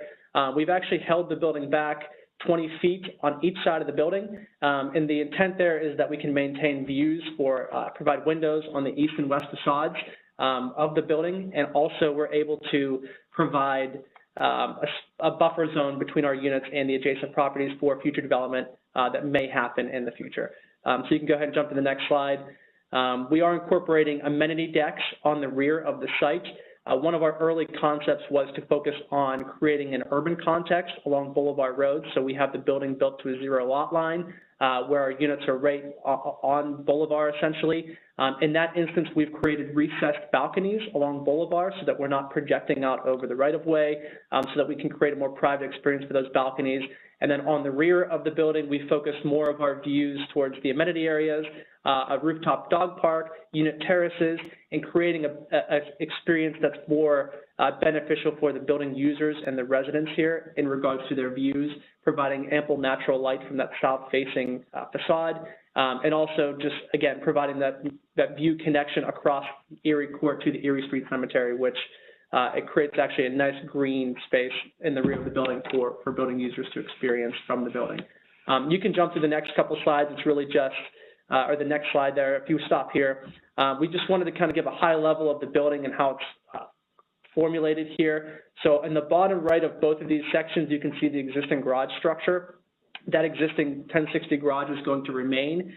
We are going to provide a new podium slab over top of the roof of that existing garage to close it in. That structure will actually be a 4/3 podium structure, and then the new building on the left will be a 5/2. And the new building is actually built over top of the existing garage, almost like a little Tetris piece that sits down on top of it and kind of encompasses that garage. We've been working with the city and with the Samara Road to come up with strategies in terms of how we integrate the garage, and we feel that we've come up with some very successful strategies in terms of how we're reusing not only the existing structure, but also reutilizing that garage in a functional way for our property as well. The upper section, you can see we're cutting through the rear wings where we have the courtyard spaces, a pool deck, and we've created some interesting manipulations in that deck as well, just based on the construction of the different podium levels that we have. You can jump to the next slide. Sorry, if you can go, there you go. So the next slide is a cross-section cut through the building. You can see Bolivar Road is on the left side of the image here, both these sections, and Erie Court is on the right side. The image at the bottom is actually cut through the existing garage. You can see that there's 3 ramps going up currently. The upper ramp actually goes to nowhere currently. There was a plan at some point to build that 1060 garage higher. So there was a ramp that was placed in there for that future expansion. We're just going to demolish a portion of that ramp and cover over it, so there's no parking on that upper ramp that you're seeing. The residential units will start on that new podium above that portion. And on the upper image, that's a section cut through one of our main courtyards that you can kind of start to get a sense of the massing and how it's coming together. You can jump to the next slide. This is just an overview of the facade taken from Erie Court. And then if we go to the next slide, we really want to focus on the next slide here, which is the changes that were requested from the previous schematic design presentation. So Travis already touched on the streetscape items on the left there, but 2 of the main comments that we had were that the facades were looking very busy, and to look at ways of simplifying the facades. And the second architectural comment was to explore and develop the materials palette and look at ways to develop warmer colors in the facade to help brighten it up from a materials palette perspective. So on that upper image, you can see that's the previous Bolivar Road elevation that we had on the project. We've since continued to develop that. We've removed some of the banding that we had that were creating these darker elements in the facade. We've been working to simplify the corner elements as well as to continue to accentuate the retail entries and create a more cohesive aesthetic along the retail portion. We've redesigned the main building lobby entry, which you'll see in a further rendering here as well. We've continued to modify and adjust the color palette of not only the fiber cement, but also the wood look fiber cement that we are using as an accent on the balcony spaces.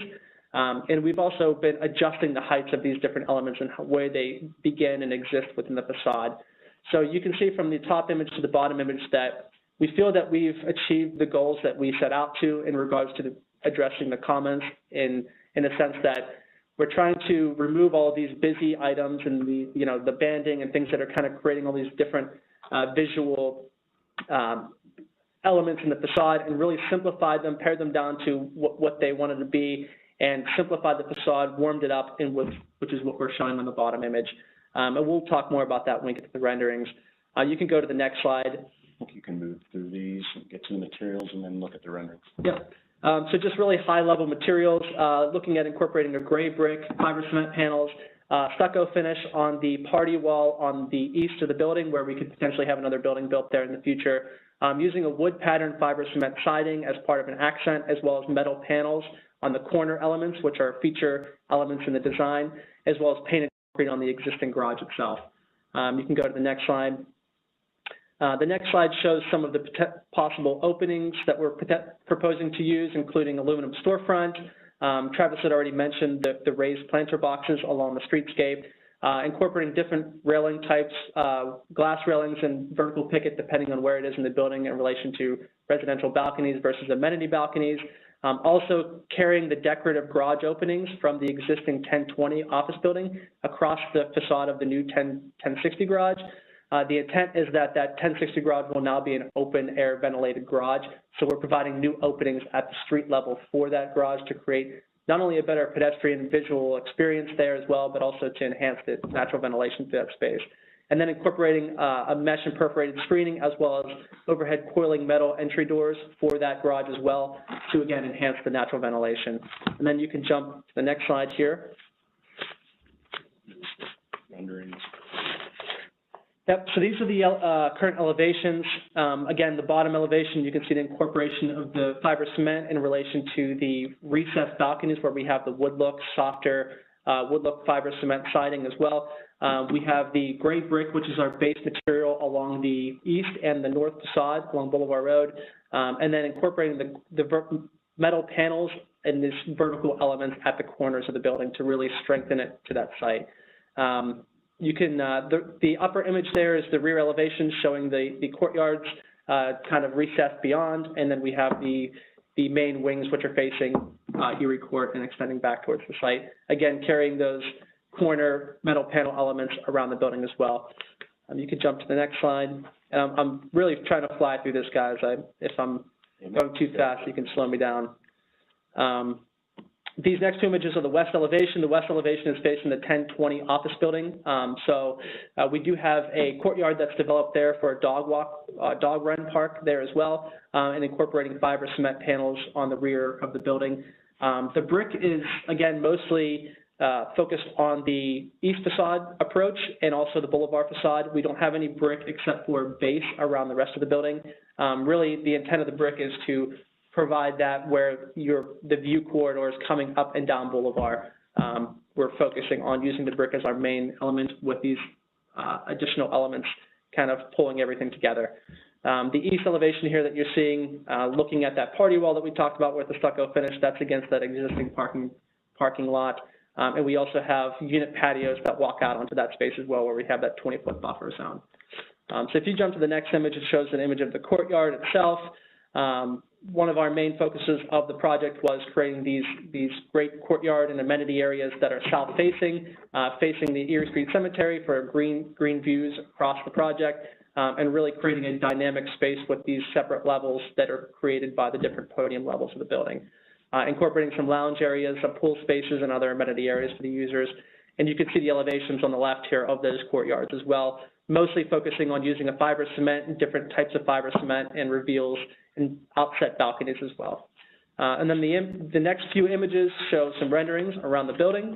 So we'll start with, it's kind of a progression here of the approach up Boulevard. So you can see this is the east facade, where we have these corner elements that really help to transition the building around these different facades. And then as you get closer to the building, the next slide, you can start to see how we're incorporating the streetscape into the retail area, which is on the bottom left of the image there. The main residential entry is a little bit farther to the right. And again, incorporating these recessed balconies with the wood look fiber cement as well as the brick. And then also really trying to tie that existing garage into the new building with these vertical elements that extend down from above in front of the existing garage.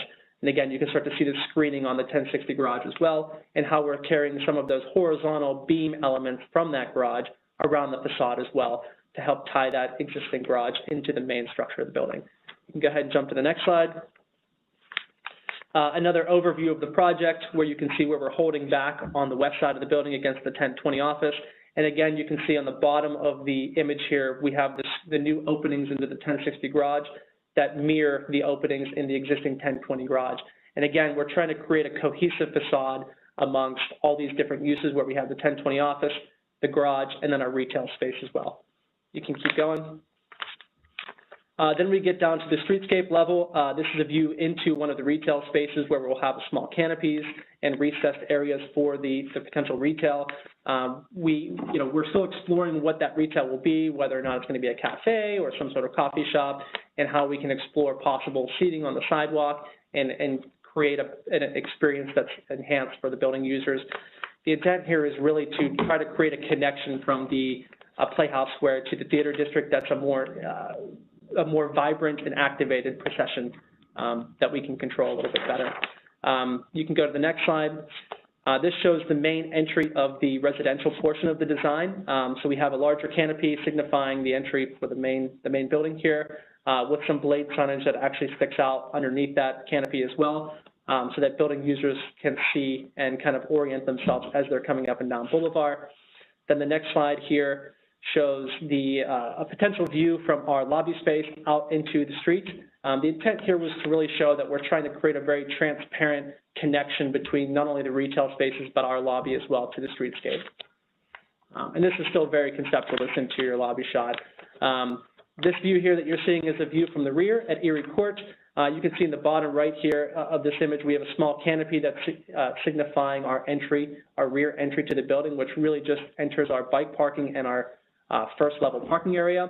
You can start to see the recesses of the courtyards and how the rear wings are sitting over top of the existing garage in our new building, and how we're bringing our amenity areas to the edge of the building across from the Erie Street Cemetery.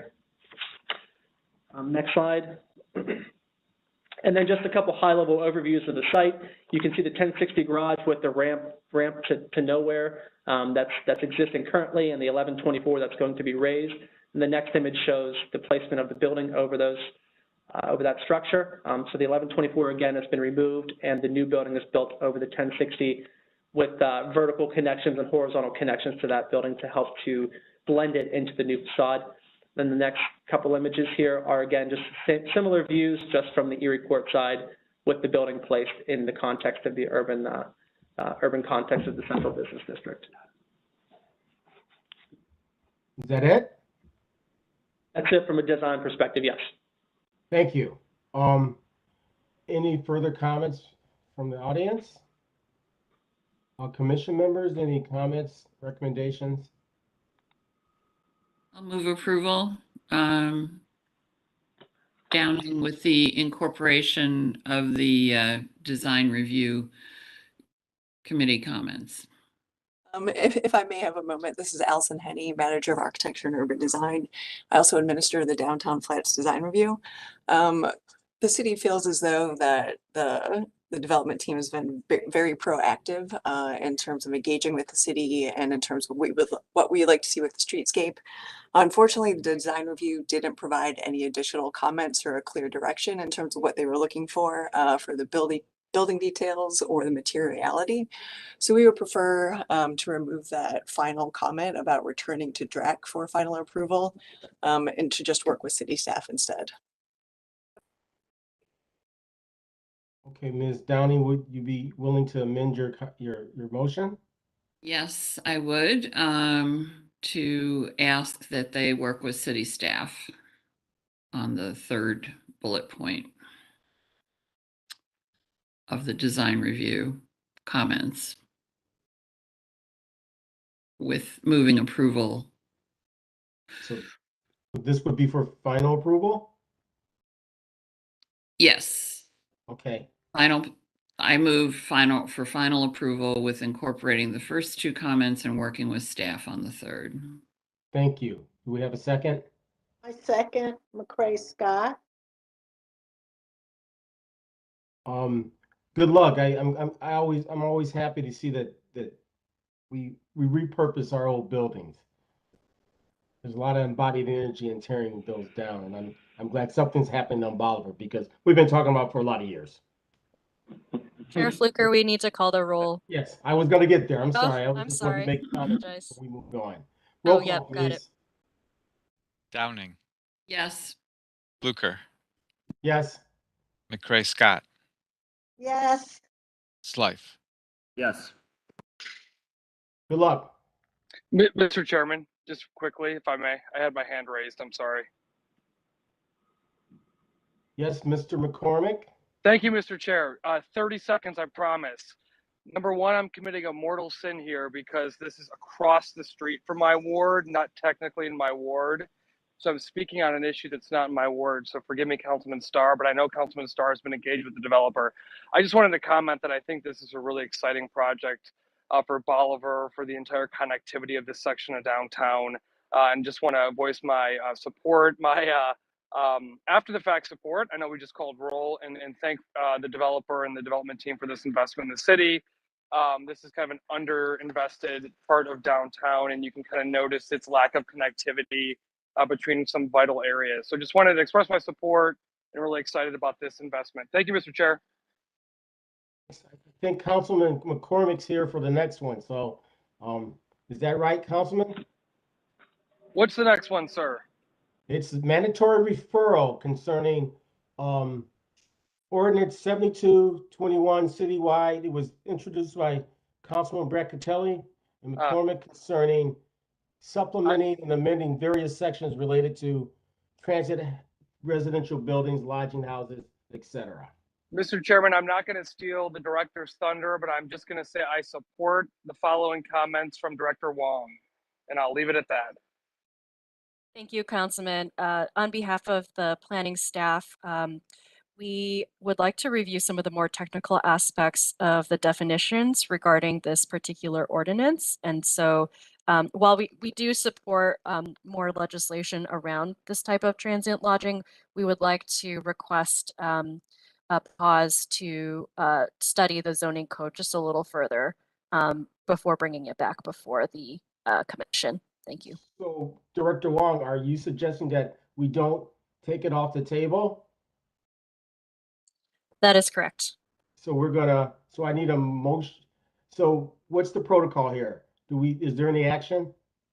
Mr. Chairman, you do not need to take any action if you want to leave it on the table. Okay, so I'm disappointed. I was going to move to not move. Thank you. So we'll move on. I appreciate the clarification. We'll move on to the next item under mandatory referrals. This doesn't have an ordinance number.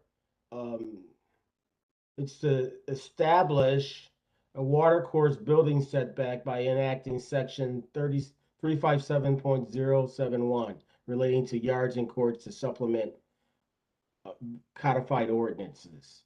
I believe Ms. Leonard is going to provide some commentary.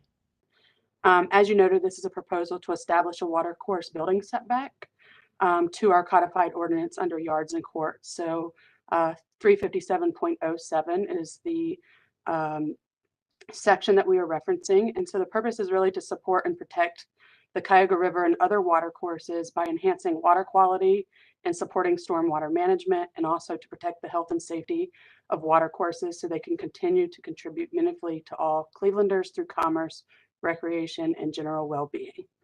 Next slide, please. And so, as you know, the types of yards, also referenced as setbacks in our zoning code, is generally for all main buildings and residential districts, and then also all dwelling units in all other other districts. And so we have front yard setbacks currently in the code. That's in reference to all residential units, but also residential districts and local retail districts. We have side yards for all dwelling units, regardless of zoning district. We have side street yards for all residential districts and local retail districts. And then we require rear yards for all residential districts. And then we also have what you guys often see, which is specific map setbacks, which are front yards in all districts. And I will walk you through that a little bit. And then there's also a section 351 for riparian and wetland setbacks. And that is a code section that was really formulated with the state and federal government with EPA and other requirements. And so I'll walk you through that as well. Next slide, please. And so the context and preface for this text amendment is, as you know, you've done a lot of map changes with some of the historical and legacy industrial zoning around the Cuyahoga River and other areas of the city. Back in 2018, you all had voted on map change 2580 to approve it and wanted to add a 10-foot setback But at that time, you realize that it was unable to do that because at this time, the only tool that we have for setbacks is from a street frontage. And then, as you know, there was the large vision for the valley study and an ongoing vision for the Cuyahoga River Valley for the entire region. Next slide, please. And again, so these are residential yard setback requirements. Front yards are generally 15% of the average depth of the lot, or they're in alignment with the existing street frontage and the building lines thereof. Next slide, please. The other thing that is common that you guys see all the time is map setbacks, and that was what you wanted to add to the map change 2580 that you previously just saw. And these are specific setback building lines as defined in our zoning code. These are required front yard spaces in which no structures may be located except where specifically allowed by the zoning code. They're indicated on the building zone maps of the city as from either the property line or street center line. They take precedence over all other setback regulations, and they can only be changed with legislation. And so this is really important because the Board of Zoning Appeals is not able to grant front yard setbacks except in from the street frontage, except in very specific circumstances. Next slide, please. And so I just want to walk through a couple current definitions so you're aware of what's existing. So building line means a line between which and the street line or lot line, no building or other structure or portion thereof, except as provided in this zoning code, may be erected above grade level.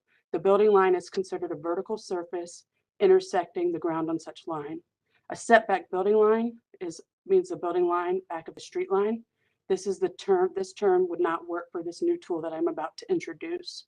A specific building line is also what we term more readily known as specific map setback. This is a setback building line indicated and located on the building zone map. And then yard is any open space on the same lot with a main building or structure extending between the lot line and the extreme front, rear, or side wall of the main building or structure. Next slide, please. And so what we're introducing is a watercourse building setback. This is a tool that would be a required yard space in which no structures may be located except where specifically allowed by the Cleveland zoning code. It would be indicated on the building zone maps of the city as from the property line of a lot abutting a watercourse, and variances are possible, and it would take precedence over all the other setback regulations, i.e. rear yard requirements. Next slide, please.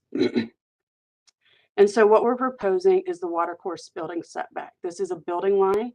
It's indicated on the building zone map along a watercourse as defined in 351.04 GGG, and it shall be the building line for that watercourse. And so a watercourse is any natural, perennial, or intermittent lake, pond, channel, stream, river, creek, or brook with a defined bed and bank or shore.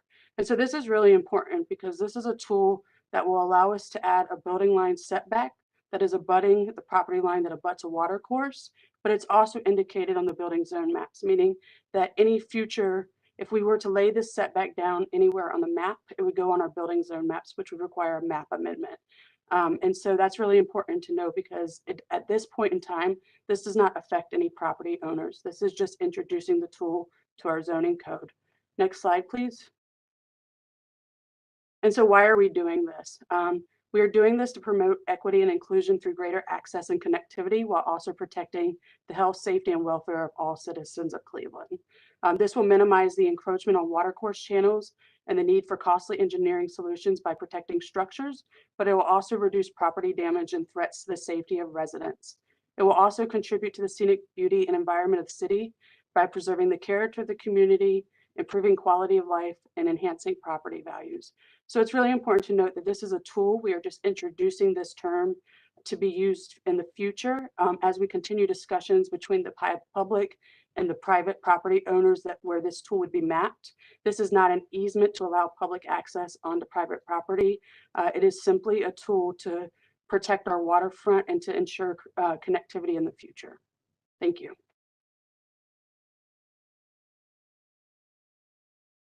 Thank you, Ms. Leonard. Commission members, any comments? Ms. Leonard? Yeah, I just also want to let you know that this is supported by Councilman McCormick, and we have also discussed this with Mr. Riccardi, who is in full support of this legislation. Is there Councilman McCormick still around? I know he's been in and out. If he's here, we would like to Mr. have. Chairman, are you there? Mr. Chair, can you hear me? Yes. I'm sorry, this and the NOACA Transportation Subcommittee, so please forgive me for being in and out. So these same meeting and the same time days are always fun days. Just to quickly, I want to thank the planning staff for all the hard work, Director Wong on down for the hard work on this. I think this is a really important precedent for access to our waterfront. And again, Shannon did a great job describing it. So I won't get into a lot of detail, but again, I support this legislation. And again, I think it's a really important first step to build the public access that I think we all have envisioned. And I also want to, Mr. Chair, not to take away any of your note in any of your gravitas here today, but recognize also Chair Curry, who has been especially a proponent for this type of policy. So just wanted to express my support, and I'm going to go back on mute now. Thank you, Chair. Thanks, Councilman McCormick. Councilman Slife? Thank you. And just a quick question to staff. This is for the entirety of the river, correct? Or just is it a limited portion? Thank you, Councilman.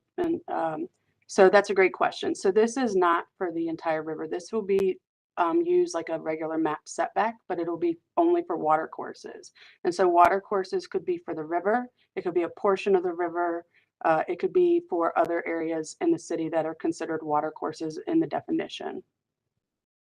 So if I may clarify, Councilman Slife, right now we are just introducing a new definition into the zoning code, and the geography has not yet been identified. That will come back as a mapped rezoning that will require a public hearing. Thank you for that clarification again, Director. I'm sorry. And just to kind of put it out there, and we can put it in the parking lot. I know that the port has had some questions about what our plans are for river access and setbacks and all those things. And my general understanding has been that we're focused really in the lower part of the river valley, and we're not looking to impede industrial river uses and river access, especially down near the steel mills. If we can remember that we do have to accommodate those really important economic uses and all of this stuff moving forward, then I think that we'll be in a good spot.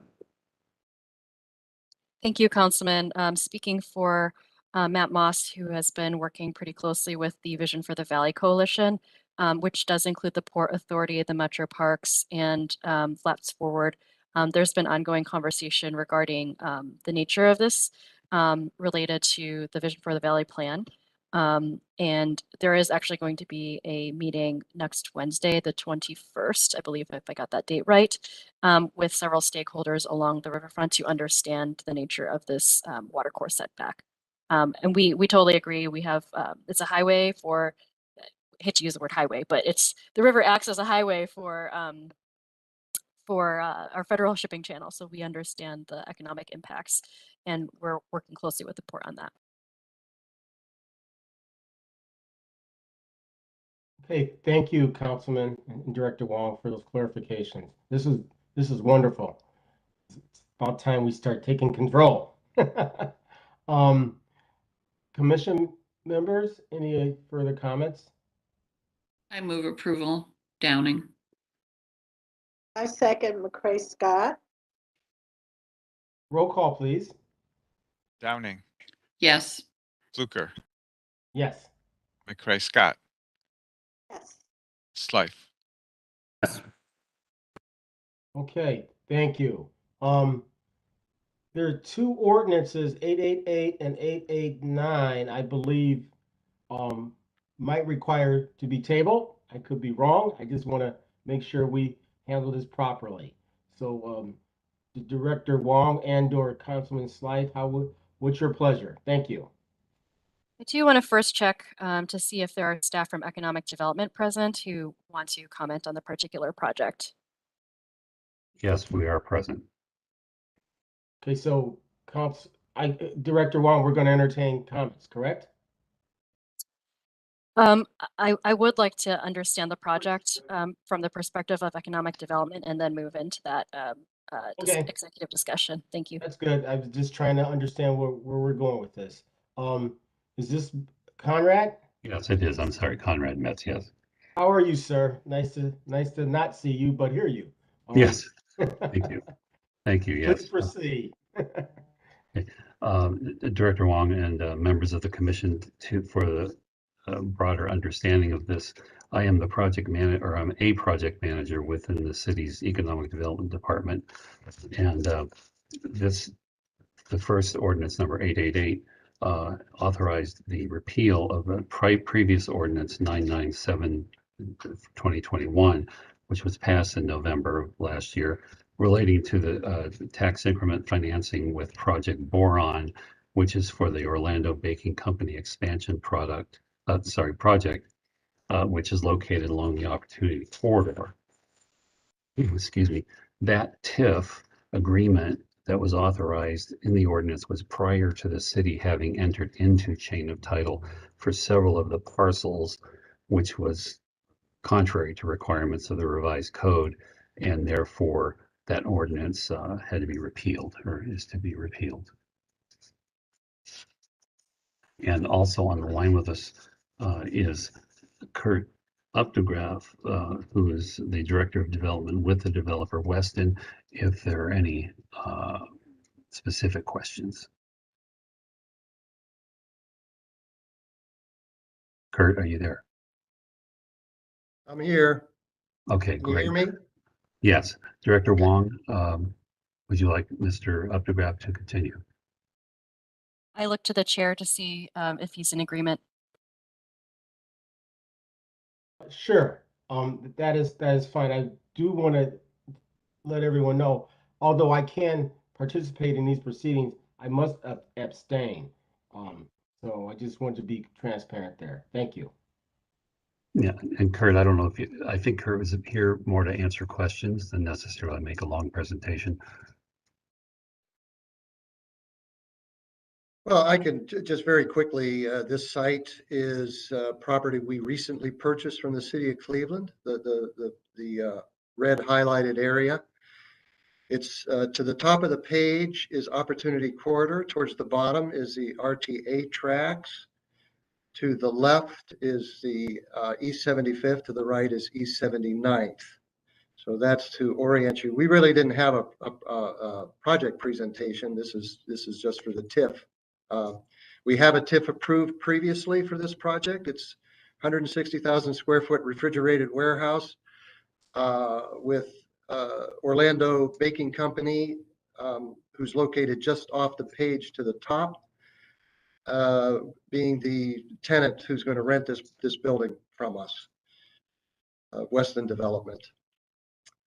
We had a TIF approved previously for this area. But I guess there's a nuance to it. There was some properties within this red area that were not previously in the chain of title with the city as owner. And so they are now, and the TIF apparently needs to be redone, or let's say a new one created, the old one voided, to include those properties. So I don't know the nuances. That's just something coming from the law department, but that's what it's here for. It's really just the same TIF that had previously been approved, essentially, with some adjustments based on that property ownership chain of title issue.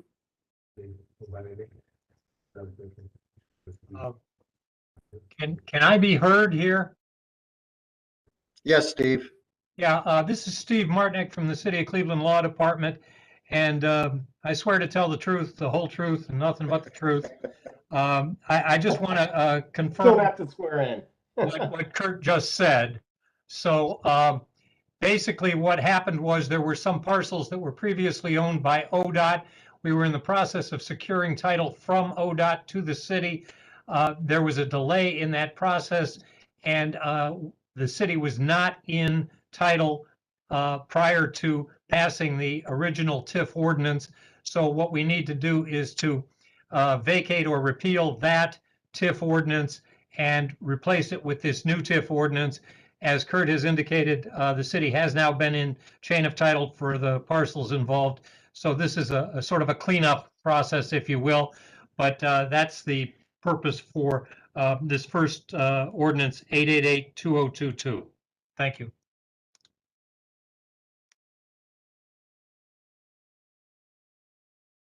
Sorry, trying to find my unmute button. There any further comment from the audience?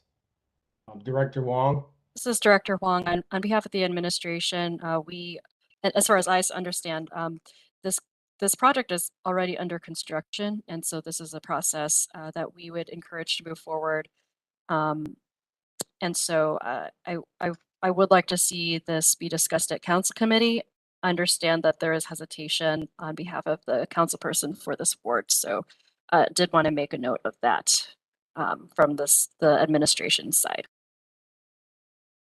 And yeah, Mr. Chair, this is Councilman Slife. To that end, Councilman Starr reached out to me. This was introduced, I believe, this week.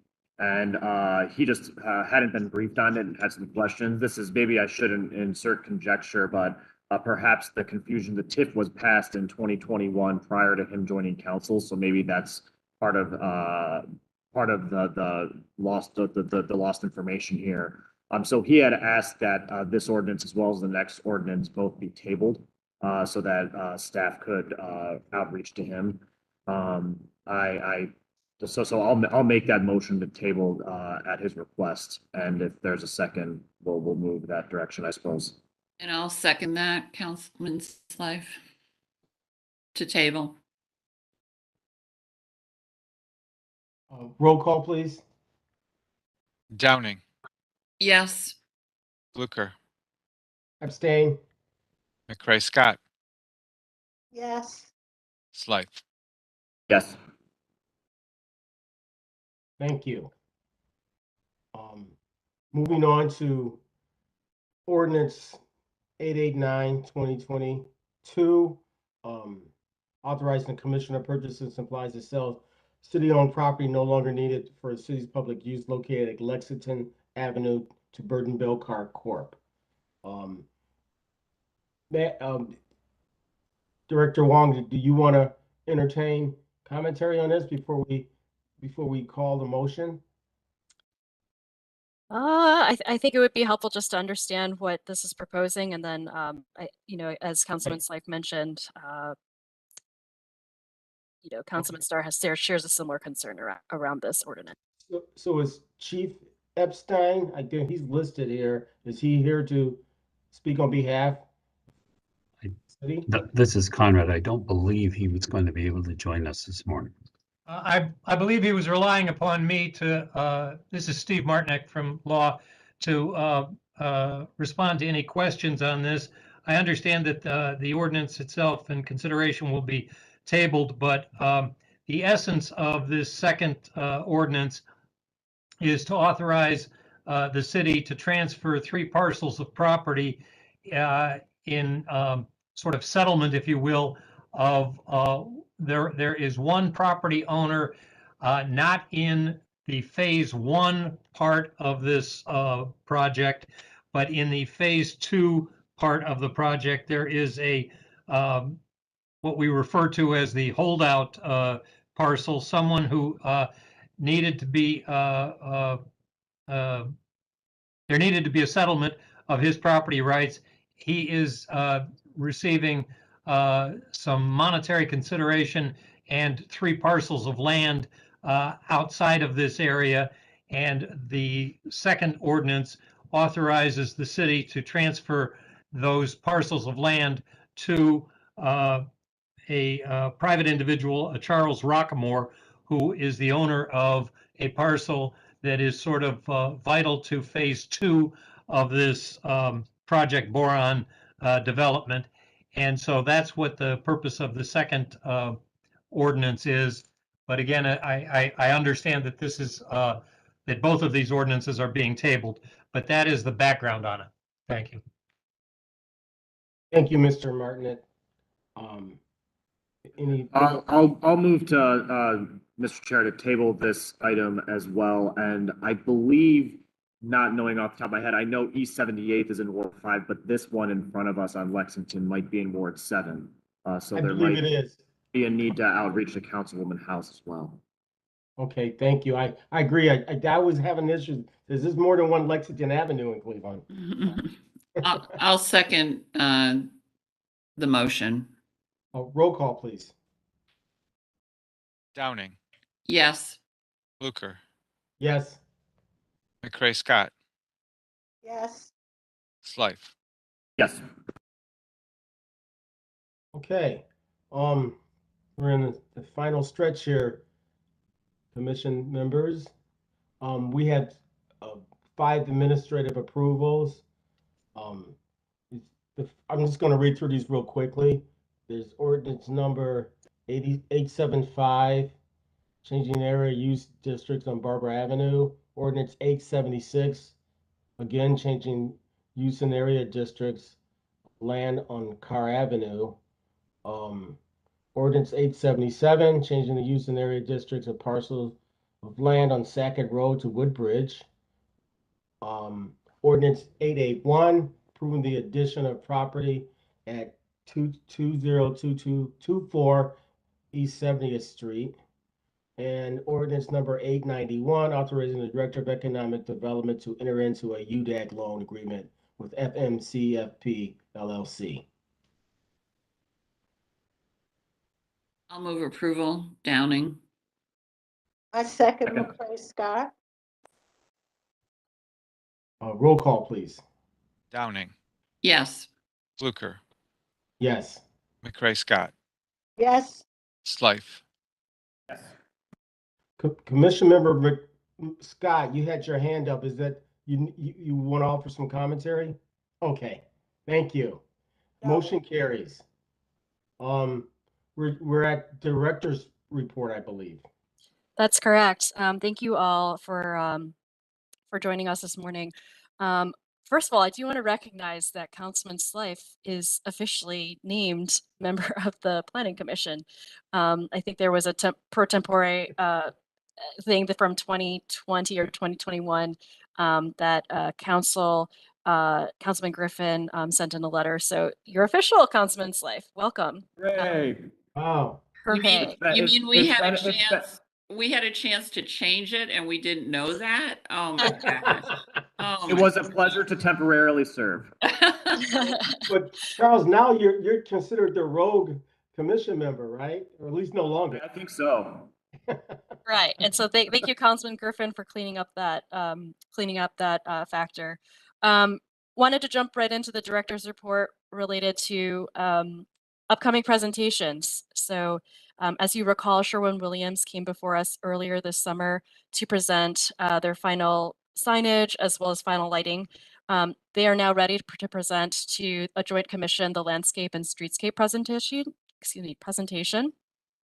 We have scheduled that for the next meeting, which is October 7th, 2022 at 9 a.m. So we will convene a joint commission between landmarks and planning. Once we have heard and taken action on Sherwin-Williams, we will adjourn joint commission and then start the regular planning commission to follow up. We will be releasing more information about Sherwin-Williams presentation in the weeks to come. Thanks. Next slide. So director. Yes. Oh, go ahead. I'll ask later. Go ahead. Okay, sure. No problem. You may have seen in the media that the city of Cleveland released its first RFP, request for proposals, for a Parks and Recreation Master Plan, which is so exciting. The Mayor's Office of Capital Projects is the one running this contract. The deadline for submissions are today. So we are very excited to see the types of submissions. So far, it sounds like there's been really great response, and there will be an interdepartmental team reviewing the submissions for the consultant the following week.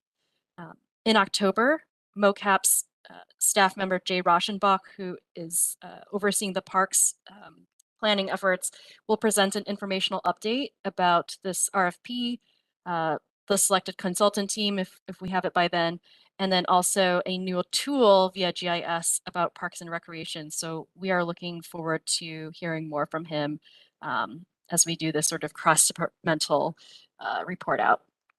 Next slide, please. Departmental updates. I am excited to welcome Xavier Bay, who has joined us as the Senior Assistant City Planner in the zoning section. He is here today. He joins us from NOAA, the East Cleveland CDC, where he most recently was a community engagement specialist or a community engagement member. And he does have a background working in zoning, specifically around zoning verification. So we are excited to have him join our section with Shannon Letter and the section lead, Maurice Ruins. Xavier, I wanted to see if you would be willing to unmute and just say hello briefly. Sure thing, sure thing. Hi, thanks for the highlight. Yeah, I'm happy to be part of the team. Glad to see where this is all going. Really glad to see that just recently we passed that ordinance for moving towards those setbacks with watercourses. So that I'm going to be glad to see where that goes. Great, thank you. And if I could just add some commentary, Xavier is very passionate about the environment and sustainability. He grew up in the Clark Fulton neighborhood and I think is still on the near west side. So we're excited to have hometown Xavier join us. I also want to mention our Ariel Washington, who started her very first day today, so unfortunately was not able to get her profile into the slide deck. But Ariel Washington is a recent Cleveland State University grad who will be joining us as a city planner, covering the Northeast district. And so Ariel, if you're still on the line, would love for you to unmute and say hello to the commission. And she may have hopped off for more orientation. In any case, we'll have her say hi the next time. I do want to note we will have job postings. Chief City Planner for the Landmarks Commission. This is to find the new Don Pettit. We miss Don very, very much. And we are going to be posting this at some point next week. So please be on the lookout on governmentjobs.com in our search for the new Don Pettit for the Landmarks Commission. He's worked for the city for over 30 years, and he was the executive secretary of the Landmarks Commission. We also have 3 internships posted. We encourage you to apply quickly if you're interested, as we are doing rolling interviews at this point, as we want to make sure that you have a very good experience for the one semester that this covers. It's already mid-September, unbelievably, so we want to get moving on hiring. All right, with that, I believe that's all from my end. I do want to say happy Latinx Heritage Month. It begins today, so encouraged and excited about that. Director Wong, before we adjourn, something occurred to me. First of all, I want to thank everyone for handling at West 73rd. And those are always tough conversations, regardless of who's on the receiving end. And something occurred to me that residents in general, not those residents, but residents in general, I believe, don't really totally understand what transit-oriented design is and multimodal access, in my opinion, because there were questions related to what's the ride share. You know, I think if we can start thinking about educating residents in some form or fashion, especially when we're out in the community, so that these conversations are based in fact, it's based in knowledge and understanding, and I think it'll be a lot easier to navigate development in the future. And because quite frankly, we're going to continue having these questions. So thank you. Absolutely. Heard and understood, Chair Fluker. We do need to take more leadership in this, and we anticipate that we will be much more forward about having these discussions. I will point to the transit-oriented development presentation that was made last time. That is now publicly available. There's a really easy to use what we call story map, where as you scroll down, the graphics change and explain what exactly transit-oriented development is. I'm happy to send out the link. It's prepared by Matt Moss, Joe Sarabian, and Michelle King. it's a really great resource that we would invite everyone to take a look at. So thank you. And by the way, funny story. I live in Fairfax, and I parked my car. I was parking my car, I need 80 second, because I need to move it so we could move some furniture in. So the lady runs out of her house. She says, "You can't park there." Why? She says, "That's my parking space." And I looked around and said, "Last time I looked, this is in a public right of way." And so she lectured me for like 15 minutes. Anyway, I just had to share that because that's where we are now. That's where we are. Thanks. Noted. To be continued on that discussion, specifically regarding East 82nd Street. All right, more to come well, on that. I guess it's time to adjourn. It's 11:39. All right. Many thanks to